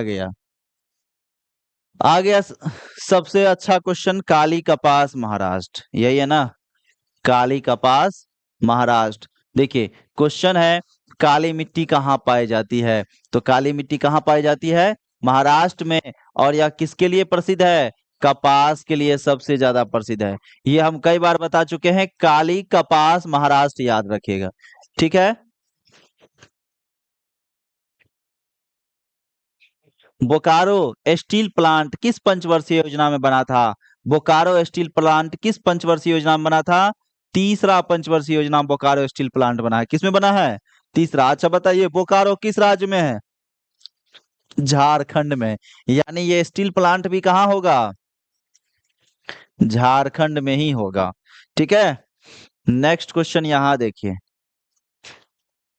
नेक्स्ट क्वेश्चन आपका कह रहा है यहां पर कि अधिकांश लौह अयस्क जो है, अधिकांश लौह इस्पात केंद्र जो है ना, ये भारत के किस क्षेत्र में स्थापित हुए हैं? बताइए।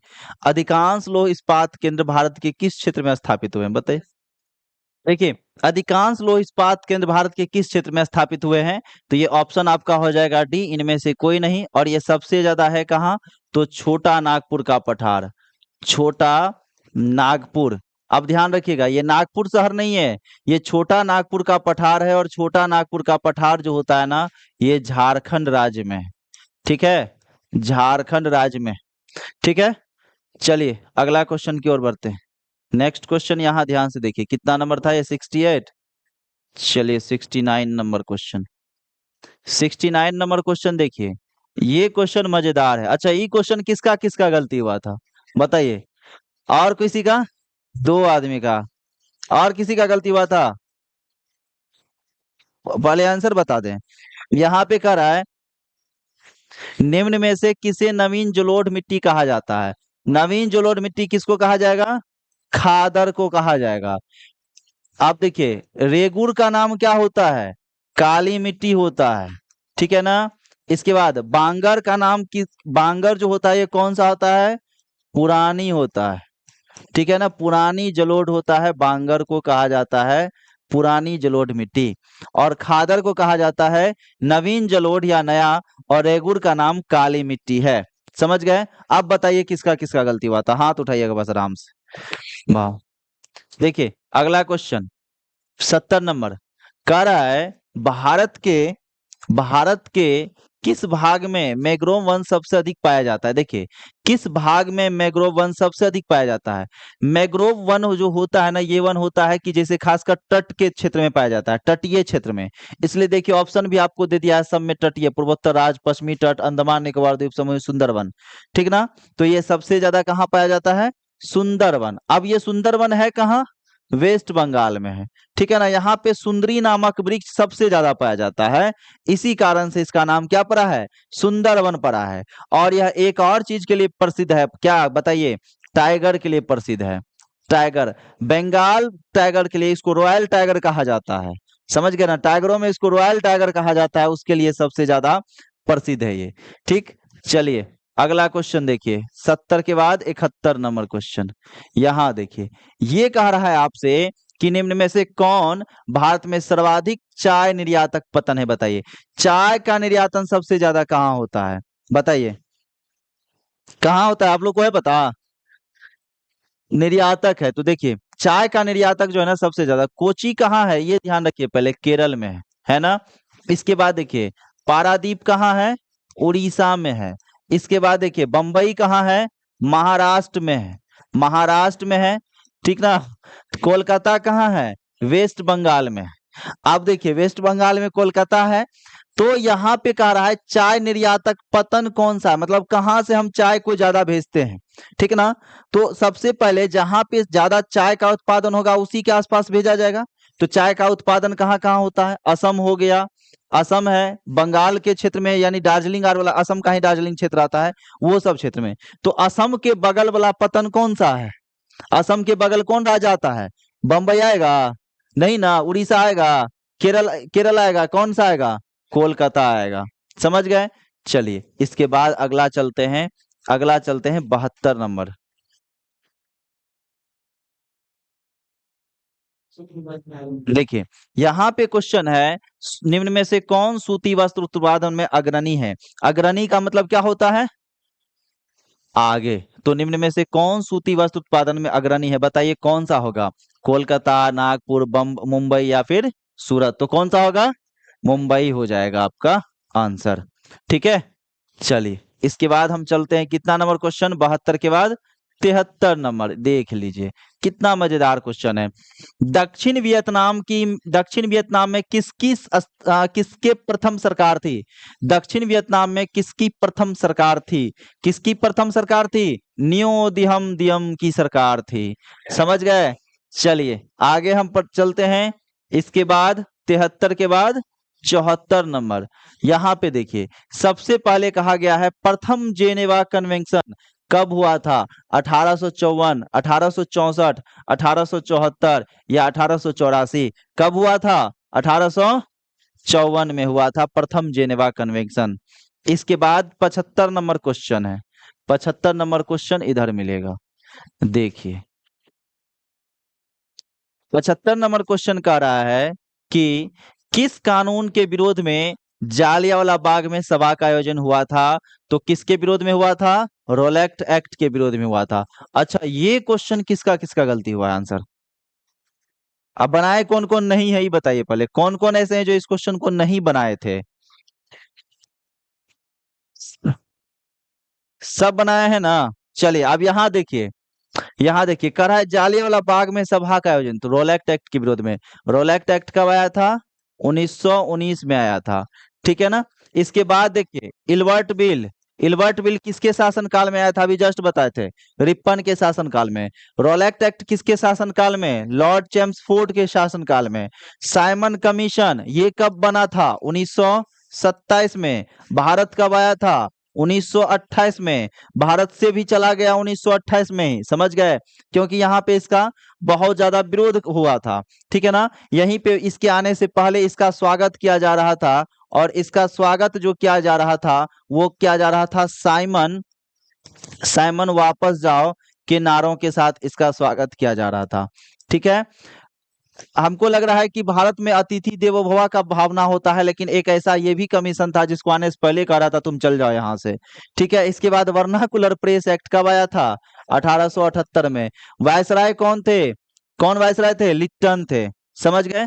याद रखिएगा, vernacular press act 1878, Lytton, Ilbert bill, Ripon. ठीक है? और इसी के जस्ट बाद फिर कांग्रेस का स्थापना डफरिन। कांग्रेस का स्थापना डफरिन। ठीक है? चलिए 75 के बाद 76 नंबर क्वेश्चन देखिए। इटली का एकीकरण कब पूर्ण हुआ बताइए? इटली का एकीकरण कब पूर्ण हुआ? 1871। जर्मनी का एकीकरण कब पूर्ण हुआ? जर्मनी का एकीकरण कब पूर्ण हुआ? 1871। अब यहाँ पे ध्यान से समझिएगा, इटली के एकीकरण में 3 व्यक्ति का योगदान अहम है ना? मेजनी है, दूसरा आपका काबूर है, और तीसरा आपका गैरीवाल्डी है। ठीक है? तीसरा कौन है? गैरीवाल्डी है। ये 3 व्यक्ति सबसे महत्वपूर्ण है। जर्मनी के एकीकरण में सबसे महत्वपूर्ण व्यक्ति का नाम क्या है? बिस्मार्क है। बिस्मार्क। ठीक है? बिस्मार्क ने अकेले ने किया था। अच्छा बताइए, इटली और जर्मनी के एकीकरण में सबसे बड़ा बाधा कौन सा देश था? ऑस्ट्रिया था। ठीक है ना? फ्रैंकफर्ट की संधि कब हुई थी? 1871 में हुई थी। सेडवा का युद्ध कब हुआ था? 66 में हुआ था। सेडोन का युद्ध कब हुआ था? 1800। तो फिर 71 कौन बोल रहा था अभी? 1870। ठीक है, इसलिए हम ये तीनों को सीक्वेंस में बताएं, 66, 70, 71। समझ गए? 66, 70, 71। चलिए हाँ, क्रीमिया 53, 54 में। यहाँ ध्यान रखिए। देखिए लुई फिलिप, ये सब तो आप लोग को रटा हुआ होगा। लुई फिलिप किस देश का शासक था? फ्रांस का शासक था। ठीक है ना? अच्छा, ऑस्ट्रिया के वियना में एगो सम्मेलन हुआ था, क्या नाम था उसका? वियना सम्मेलन। कब हुआ था? 1815 में हुआ था। चलिए ये सब क्वेश्चन तो मजेदार है। हाँ, उसका नेतृत्वकर्ता कौन था? मेटरनिक। मेटरनिक था। समझ गए ना? देखिए अंतर्राष्ट्रीय महिला दिवस की घोषणा किस वर्ष की गई थी बताइए ना? देखिए अंतर्राष्ट्रीय महिला दिवस जो है ना, अंतर्राष्ट्रीय महिला दिवस यही रखिए 1975। 1975। ठीक है? हाँ, लेकिन ये किसके द्वारा लाया गया था? तो अंतर्राष्ट्रीय महिला दिवस जो है ये लाया गया था यूएनओ के द्वारा, ठीक है ना, संयुक्त राष्ट्र संघ के द्वारा लाया गया था। ठीक है, चलिए अगला क्वेश्चन यहाँ पे देखिए 79 नंबर। 79 नंबर क्वेश्चन आपको कह रहा है भारत विश्व व्यापार संगठन का सदस्य कब बना। तो भारत विश्व व्यापार संगठन का सदस्य कब बना, सबसे पहले ध्यान रखिएगा कि ये जो विश्व व्यापार संगठन है डब्ल्यूटीओ, ये डब्ल्यूटीओ का स्थापना कब हुआ था, 1995 में हुआ था, और उसी समय भारत इसका सदस्य बन गया था। यहाँ एक बात और ध्यान रखिएगा, यूएनओ का स्थापना 1945 में होता है और भारत भी उसका सदस्य उसी समय बन जाता है। समझ गए, ये दोनों को ध्यान में रखिएगा कि यूएनओ का स्थापना 1945 में होता है, भारत उसका सदस्य उसी साल बन जाता है। डब्ल्यूटीओ का स्थापना 1995 में होता है, भारत उसका सदस्य 1995 में ही बन जाता है। ठीक है, हाँ बहुत होता है, WHO होता है, IMF होता है, समझ गए, G18 होता है, G8 होता है, G20 होता है, ब्रिक्स है, बहुत सारा है, ये सब विश्व अंतर्राष्ट्रीय ऑर्गेनाइजेशन है। देखिए अंतिम आते आते गांधी जी को समाप्त कर दिया है, और गांधी जी, ब्रिटिश सरकार ने गांधी जी को क्या उपाधि दी थी। अब इस क्वेश्चन में तो किसी को दिक्कत नहीं हुआ होगा, कैसर हिंद का उपाधि दिया था, और गांधी जी इस उपाधि को यानी कैसर हिंद की उपाधि को कब लौटा दिए थे, जालियांवाला बाग के बाद। ठीक है ना, जालियांवाला बाग घटना के बाद नाइट का उपाधि किसको दिया गया था, वो भी रिटर्न कर दिए थे जलियांवाला बाग हत्याकांड के बाद। इसके बाद देखिए ई महात्मा, ये तो खैर गांधी जी का ही नाम है। चलिए यहाँ पे देखिए, ये आपका ऑब्जेक्टिव पूरा समाप्त हो गया। अब एक चीज ध्यान रखिएगा, ऑब्जेक्टिव जो आपका 40 दिया हुआ है ना, इस 80 दिया हुआ ऑब्जेक्टिव है, इस 80 में से आपको हम फिर से एक बार कर रहे हैं, आप किसी भी सब्जेक्ट का एग्जाम क्यों ना दे रहे हैं, दो तरह का ऑब्जेक्टिव सीरीज आपके पास आता है, एक होता है 100 और एक होता है 80। याद करके रखिए, सिर्फ सोशल में और साइंस में, सोशल साइंस जैसे मान लीजिए सोशल साइंस, ठीक है ना, इसमें आपको 80 ऑब्जेक्टिव मिलेगा। बाद बाकी कोई भी सब्जेक्ट का एग्जाम दीजिएगा तो वहां पे आपको एक 100 ऑब्जेक्टिव मिलेगा। ठीक है ना, इस 100 ऑब्जेक्टिव में आपको कितना ऑब्जेक्टिव बनाना है, 50 ऑब्जेक्टिव बनाना है, और इसमें से 40 बनाना है। कभी ऐसा मत कर दीजिएगा कि 100 वाला ऑब्जेक्टिव में भी आप क्या कर दीजिएगा कि 40 बना के एकदम मौज मस्ती में रह जाइएगा कि हाँ मेरा तो कंप्लीट हो गया, ऐसा नहीं करिएगा। इसलिए ध्यान रखिएगा सोशल साइंस में। अब एक चीज और ध्यान रखिएगा, आपको हम बताएं, जैसे देखिए ब्रिटिश सरकार ने गांधी जी को क्या उपाधि दिया था, तो हमको पता चल गया कैसर हिंद। अगर हम मेरा ये 35वां नंबर क्वेश्चन है या 30वां नंबर क्वेश्चन है और आंसर क्या हुआ हमारा कैसर हिंद हुआ ना, तो हम इसी के बगल में यहीं पे लिख देंगे 30 नंबर। ये भी तो कर सकते हैं, कर सकते हैं कि नहीं कर सकते हैं, हमारा आंसर वही है। बाद बाकी फिर हम दोबारा से इसको पढ़ लेंगे, दोबारा से पढ़ के देख लेंगे इस बार कितना नंबर कितना क्वेश्चन हमको बन रहा है। ठीक है ना, ठीक ना, फिर हम पीछे चले जाएंगे, मान लेते हैं यहाँ से शुरू कर देंगे और देख लेंगे कितना क्वेश्चन बन रहा है नहीं बन रहा है।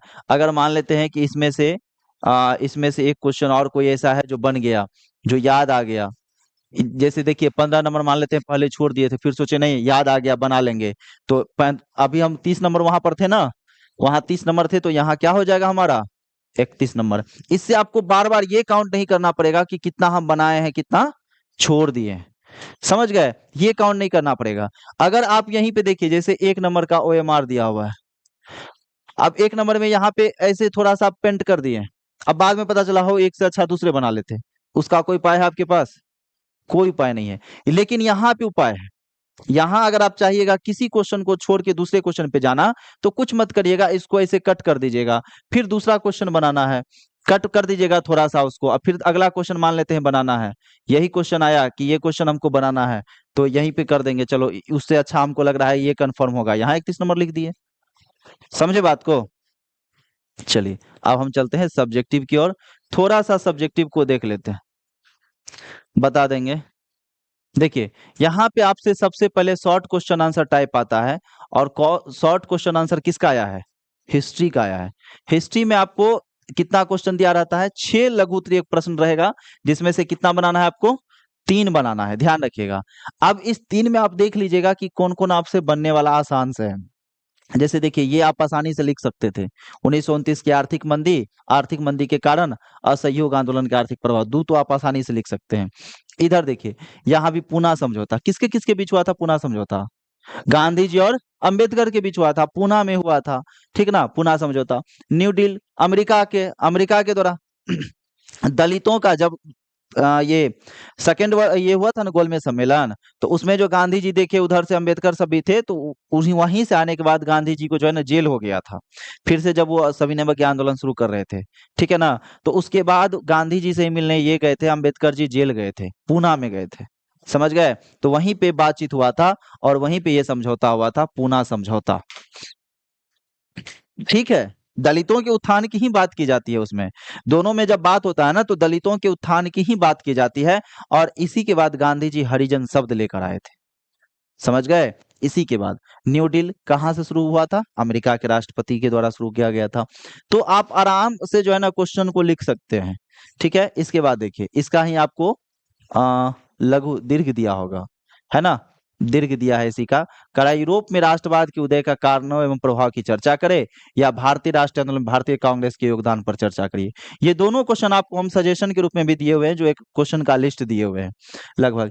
इसके बाद आप आइएगा तो राजनीतिक विज्ञान, देखिए राजनीतिक विज्ञान में पहला करा है सांप्रदायिक लोकतंत्र के लिए खतरा है किस प्रकार। सांप्रदायिकता बताए थे ना, जब धर्म और धर्म में श्रेष्ठता की बात होती है, ये कहा जाता है कि तुम्हारा हमारा धर्म तुम्हारे धर्म से श्रेष्ठ है, उस समय यहाँ पे सांप्रदायिकता की बात आ जाती है। जब एक राजनीतिक पार्टी दूसरे धार्मिक लोगों के आहत को भावना पहुंचाती है, उस समय यहाँ पे धर्म के आधार पे जो दंगा होता है वही तो सांप्रदायिकता का रूप ले लेता है, समझ गए।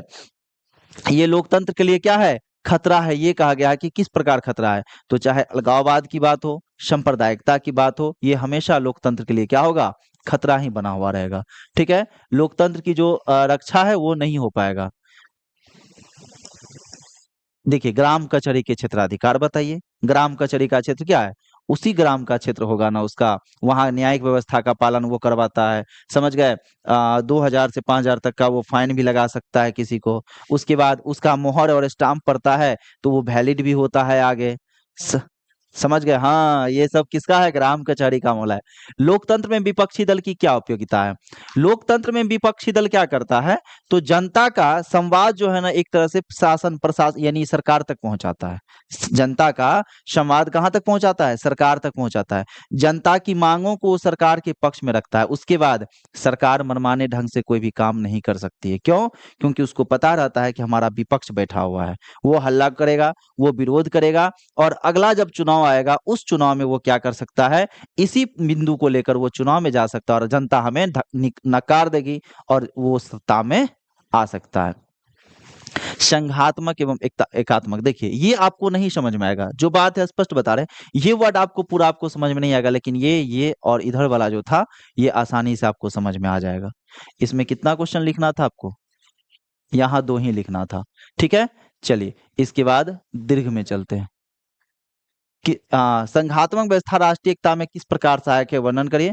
और भारत की राजनीति पर सांप्रदायिक तथा जाति विभेद के प्रभावों को बताइए। ये आपको आसान होगा लिखने में।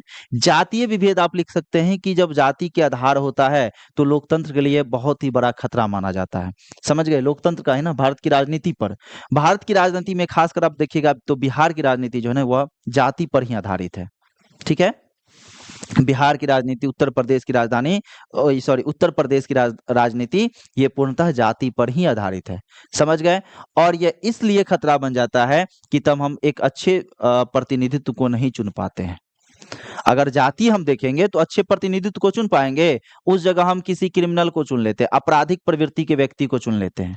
हम ये देख लेते हैं कि ये हम जिस पार्टी को सपोर्ट करते हैं उस पार्टी से और हमारे जात का आदमी है, हम उसको सपोर्ट कर लेते हैं।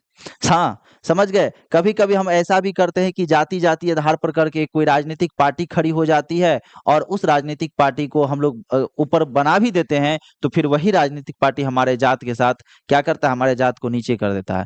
इसका कारण एक यह होता है कि अगर राजनीतिक पार्टी अपनी जाति को, जिस जाति से वह राजनीतिक पार्टी बना है, अगर उस पार्टी को वह ऊपर लेके, उस जाति को अगर वह ऊपर लेकर जाए, उस जाति के लोगों का अगर उत्थान करे, तो फिर उसको वोट कहाँ से मिलेगा? मिलेगा वोट? नहीं मिलेगा, समझ गए। तो एक तरह से यह भी देखिएगा ना, तो राजनीति, भारत की राजनीति में क्या है, एक बहुत बड़ा खतरा उभर कर आया है। इससे हम अच्छे व्यक्तित्व की पहचान नहीं कर पाते हैं, पढ़े लिखे व्यक्ति की पहचान नहीं कर पाते हैं, हम जात के आधार पर वोट कर देते हैं। अगर हम जात के आधार पर वोट करेंगे, हम राजनीति दल के आधार पर वोट करेंगे, व्यक्ति के आधार पर वोट नहीं करेंगे, तो फिर हम विकास के लिए क्यों बात करेंगे? कर सकते हैं विकास के लिए बात? नहीं कर सकते। सांप्रदायिक राजनीति भी वही है। हमारा देश धर्मनिरपेक्ष देश है, हम यहाँ पर किसी एक धर्म की बात नहीं कर सकते हैं।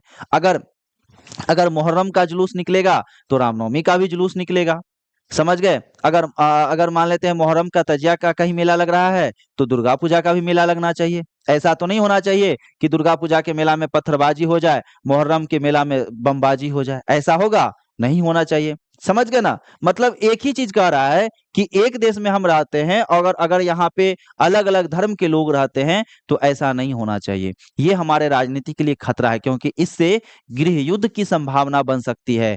एक जाति, एक धर्म दूसरे धर्म से लड़ सकता है, और ये चीजें हम लोग श्रीलंका में देख चुके हैं। हुआ है ना श्रीलंका में, जहां पे सिंहली था, और समझ गए ना, जहां पे सिंहली जनजाति था, और सॉरी भाषा वाले लोग थे, और तमिल भाषा वाले लोग थे।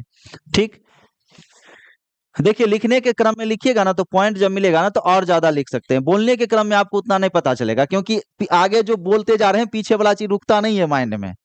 हाँ, ठीक है ना? ऊपर भी आप देखे होंगे, जो क्वेश्चन रिपीट हम किए थे, वो क्वेश्चन आपको जब रिपीट किए थे, तो कुछ अलग तरीका से उसको बता रहे थे। देखिए आता है अब अर्थशास्त्र। यहाँ भी आपको कह रहा है कि इन्हीं दो प्रश्न का उत्तर देना है। देखिए, सतत विकास क्यों आवश्यक है, ये क्वेश्चन तो आसानी से लिख सकते हैं। लगातार हम काम करते रहें। पहले हम छोटका आसान वाला खोजते हैं। लगातार हम काम करते रहें, समझ गए? लगातार हम किसी चीजों का विकास की ओर बढ़ते रहे, वही तो हमारा सतत विकास है कि नहीं है? लेकिन उसमें एक चीज और बताया गया है, जैसे अभी आपका 10th का एग्जाम है, 10th का एग्जाम है, तो आप जो मेहनत करते हैं, उस मेहनत के पीछे एक चीज ये भी होना चाहिए कि आपका स्वास्थ्य ठीक रहे। समझ गए ना? आपका स्वास्थ्य ठीक रहे, तब आप मेहनत करते रहे। ऐसा नहीं कि 2-3 दिन पूरा भरपूर मेहनत कर दिए, 12 घंटा 15 घंटा पढ़ दिए, और तीसरा दिन से बुखार आ गया, तीसरा दिन से जो एकदम ठंड लग गया, परेशान हो गया 4 दिन सो गए। सतत विकास हुआ वो? नहीं हो सकता है। मतलब आगे भविष्य को सोचते हुए आपको अभी वर्तमान विकास को भी आगे बढ़ाना है। इसके बाद देखिए,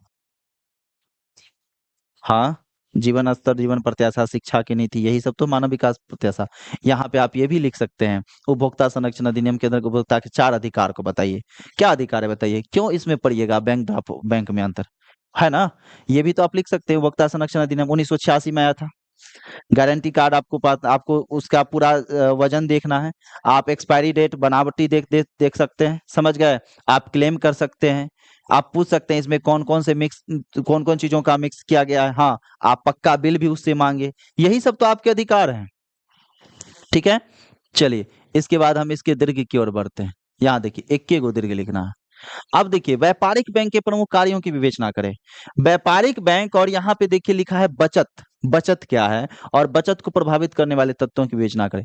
तो अगर आप इस दोनों में से दोनों क्वेश्चन के आंसर को पढ़िएगा ना, अपने नोटबुक से भी या बुक से भी, तो सबसे पहले आपको ये समझ में आ जाएगा, क्योंकि ये आसान है। बचत के विषय में आप आम बोलचाल की भाषा में भी जानते हैं कि बचत क्या होता है। तो हम जो भी कमाते हैं, जो खर्च करते हैं, उसके बाद जो शेष बचता है, वही तो बचत है। जो ऊपर हम लोग फॉर्मूला ऑब्जेक्टिव में देखे थे, ना ये क्वेश्चन, बचत क्या है पूछा था ना, आय और उपभोग का अंतर ही बचत कहलाता है। अब इसको अलग अलग रूप से आपको प्रभावित करने वाले तत्व लिखना है। तो आय और उपभोग को क्या प्रभावित कर सकता है? बचत को आपके घर की जनसंख्या भी प्रभावित कर सकता है। कर सकता है कि नहीं कर सकता है? समझ गए? आपका खर्च भी प्रभावित कर सकता है। ठीक है, आप किस तरह से आपका जो है ना रहने का तरीका आपको प्रभावित कर सकता है बचत को। ठीक ना? आपका इनकम कितना, यानी आपका आय कितना है, ये भी आपका प्रभावित कर सकता है। ठीक है, इसके बाद देखिए भूगोल। इनमें किन्हीं 3 प्रश्न का, भारत के 4 प्रमुख राष्ट्रीय जलमार्ग के नाम बताइए। जलमार्ग के नाम बताया, मतलब नेशनल वाटरवे का नाम पूछा था, NH 1 2 3 4 जो होता है, उसको छोड़ दीजिए। ये तो याद होगा ना, संसाधन संरक्षण की उपयोगिता पर संक्षिप्त टिप्पणी लिखना है। संसाधन संरक्षण फर्स्ट चैप्टर है ये, है ना? इसके बाद देखिए, अच्छा, सीमावर्ती सड़कों का महत्व क्या है? ऑब्जेक्टिव में बताए थे आप लोग को। अभी देखिए हम पहले 3 क्वेश्चन खोजेंगे। पहले हम आराम से 3 क्वेश्चन खोजेंगे। पहला क्वेश्चन क्या था हमारा? संसाधन का संरक्षण, उपयोगिता। संसाधन की संरक्षण की उपयोगिता। अगर हम संसाधन को संरक्षित करते हैं, तो हमारा हर चीज़ संरक्षित रहेगा। संसाधन संरक्षण के विषय में है ना, महात्मा गांधी कहे थे, क्या कहे थे? याद है ना? समझ गए? तो ये सब भी पॉइंट आप लिख सकते हैं। जैसे मान लेते हैं लिखना शुरू किए और लिखना शुरू किए और इस लाइन में यहाँ तक लिख दिए। इसके बाद हम लिख देंगे गांधी जी ने संसाधन संरक्षण के विषय में अपना एक कथन दिया, या फिर गांधी जी के कथनानुसार इस लाइन में लिखे, यहाँ पे उनका हम कथन लिख दिए। 1.5 लाइन तो हमारा वैसे निकल गया आराम से। समझ गए? समझे बात को?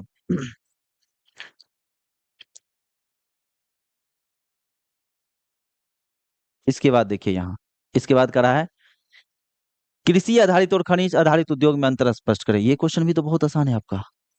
कृषि आधारित, उद्योग आधारित, कृषि आधारित खनिज आप कहिएगा ये प्राथमिक से लिया जाता है। खनिज आधारित देखिएगा द्वितीय से आ रहा है कि नहीं आ रहा है? कृषि आधारित उद्योग जो होता है, जहाँ इसमें कृषि वाले जो क्षेत्र होते हैं, किसानों को सबसे ज्यादा आय प्राप्त होता है इससे।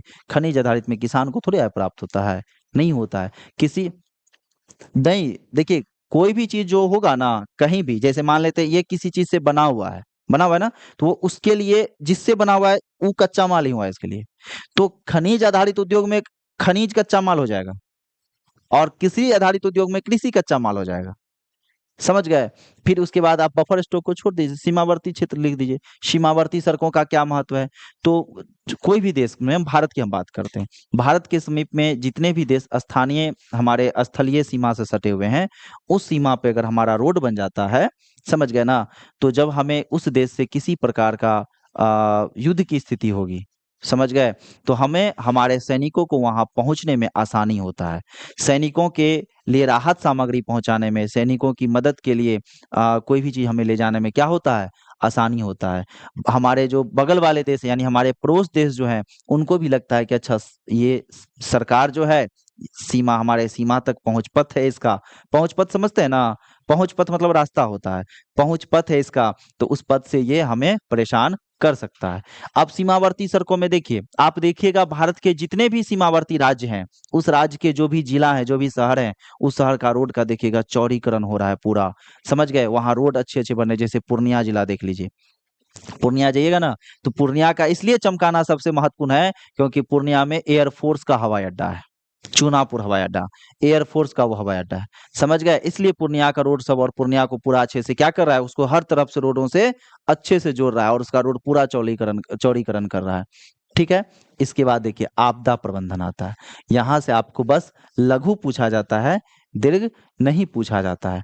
आपदा प्रबंधन में होने वाले वैकल्पिक संचार माध्यमों के नाम लिखिए, आराम से लिख सकते हैं। बाढ़ से होने वाली, देखिए ई नहीं लिख सकते, ई तो लिख सकते हैं ना, बाढ़ से होने वाली हानि। इसके बाद कह रहा है सूखे के कारण को बताइए, ई तो लिख सकते हैं ना। चलिए 29 नंबर 32 नंबर नहीं लिखिएगा, ई बीच में तो एकदम आसान क्वेश्चन मिला है ना। इसलिए हम कहते हैं एग्जाम में जब भी बैठिएगा तो सबसे पहले शांत दिमाग होके बैठिएगा। ठीक है? उसके बाद आप आराम से क्वेश्चन पहले पढ़िएगा, हम ई लिखें कि ऊ लिखें, कौन हमको अच्छे से आ सकता है, वही क्वेश्चन आपको लिखना है जो आपको आसानी से पता है। दूसरा कोई क्वेश्चन आपको नहीं लेना है। ठीक है? मतलब यहाँ पे अब, अच्छा, इसका दीर्घ बच गया था। भारत में वन संपदा की वृद्धि के उपाय, या भारत में कृषि पर भूमंडलीकरण के प्रभाव, ये आप आसानी से लिख सकते हैं। वन संपदा, वन के विषय में आपको लिखना है, वन के विषय में अच्छे से चर्चा कर दीजिए। ठीक है, हो गया। ठीक है, चलिए धन्यवाद।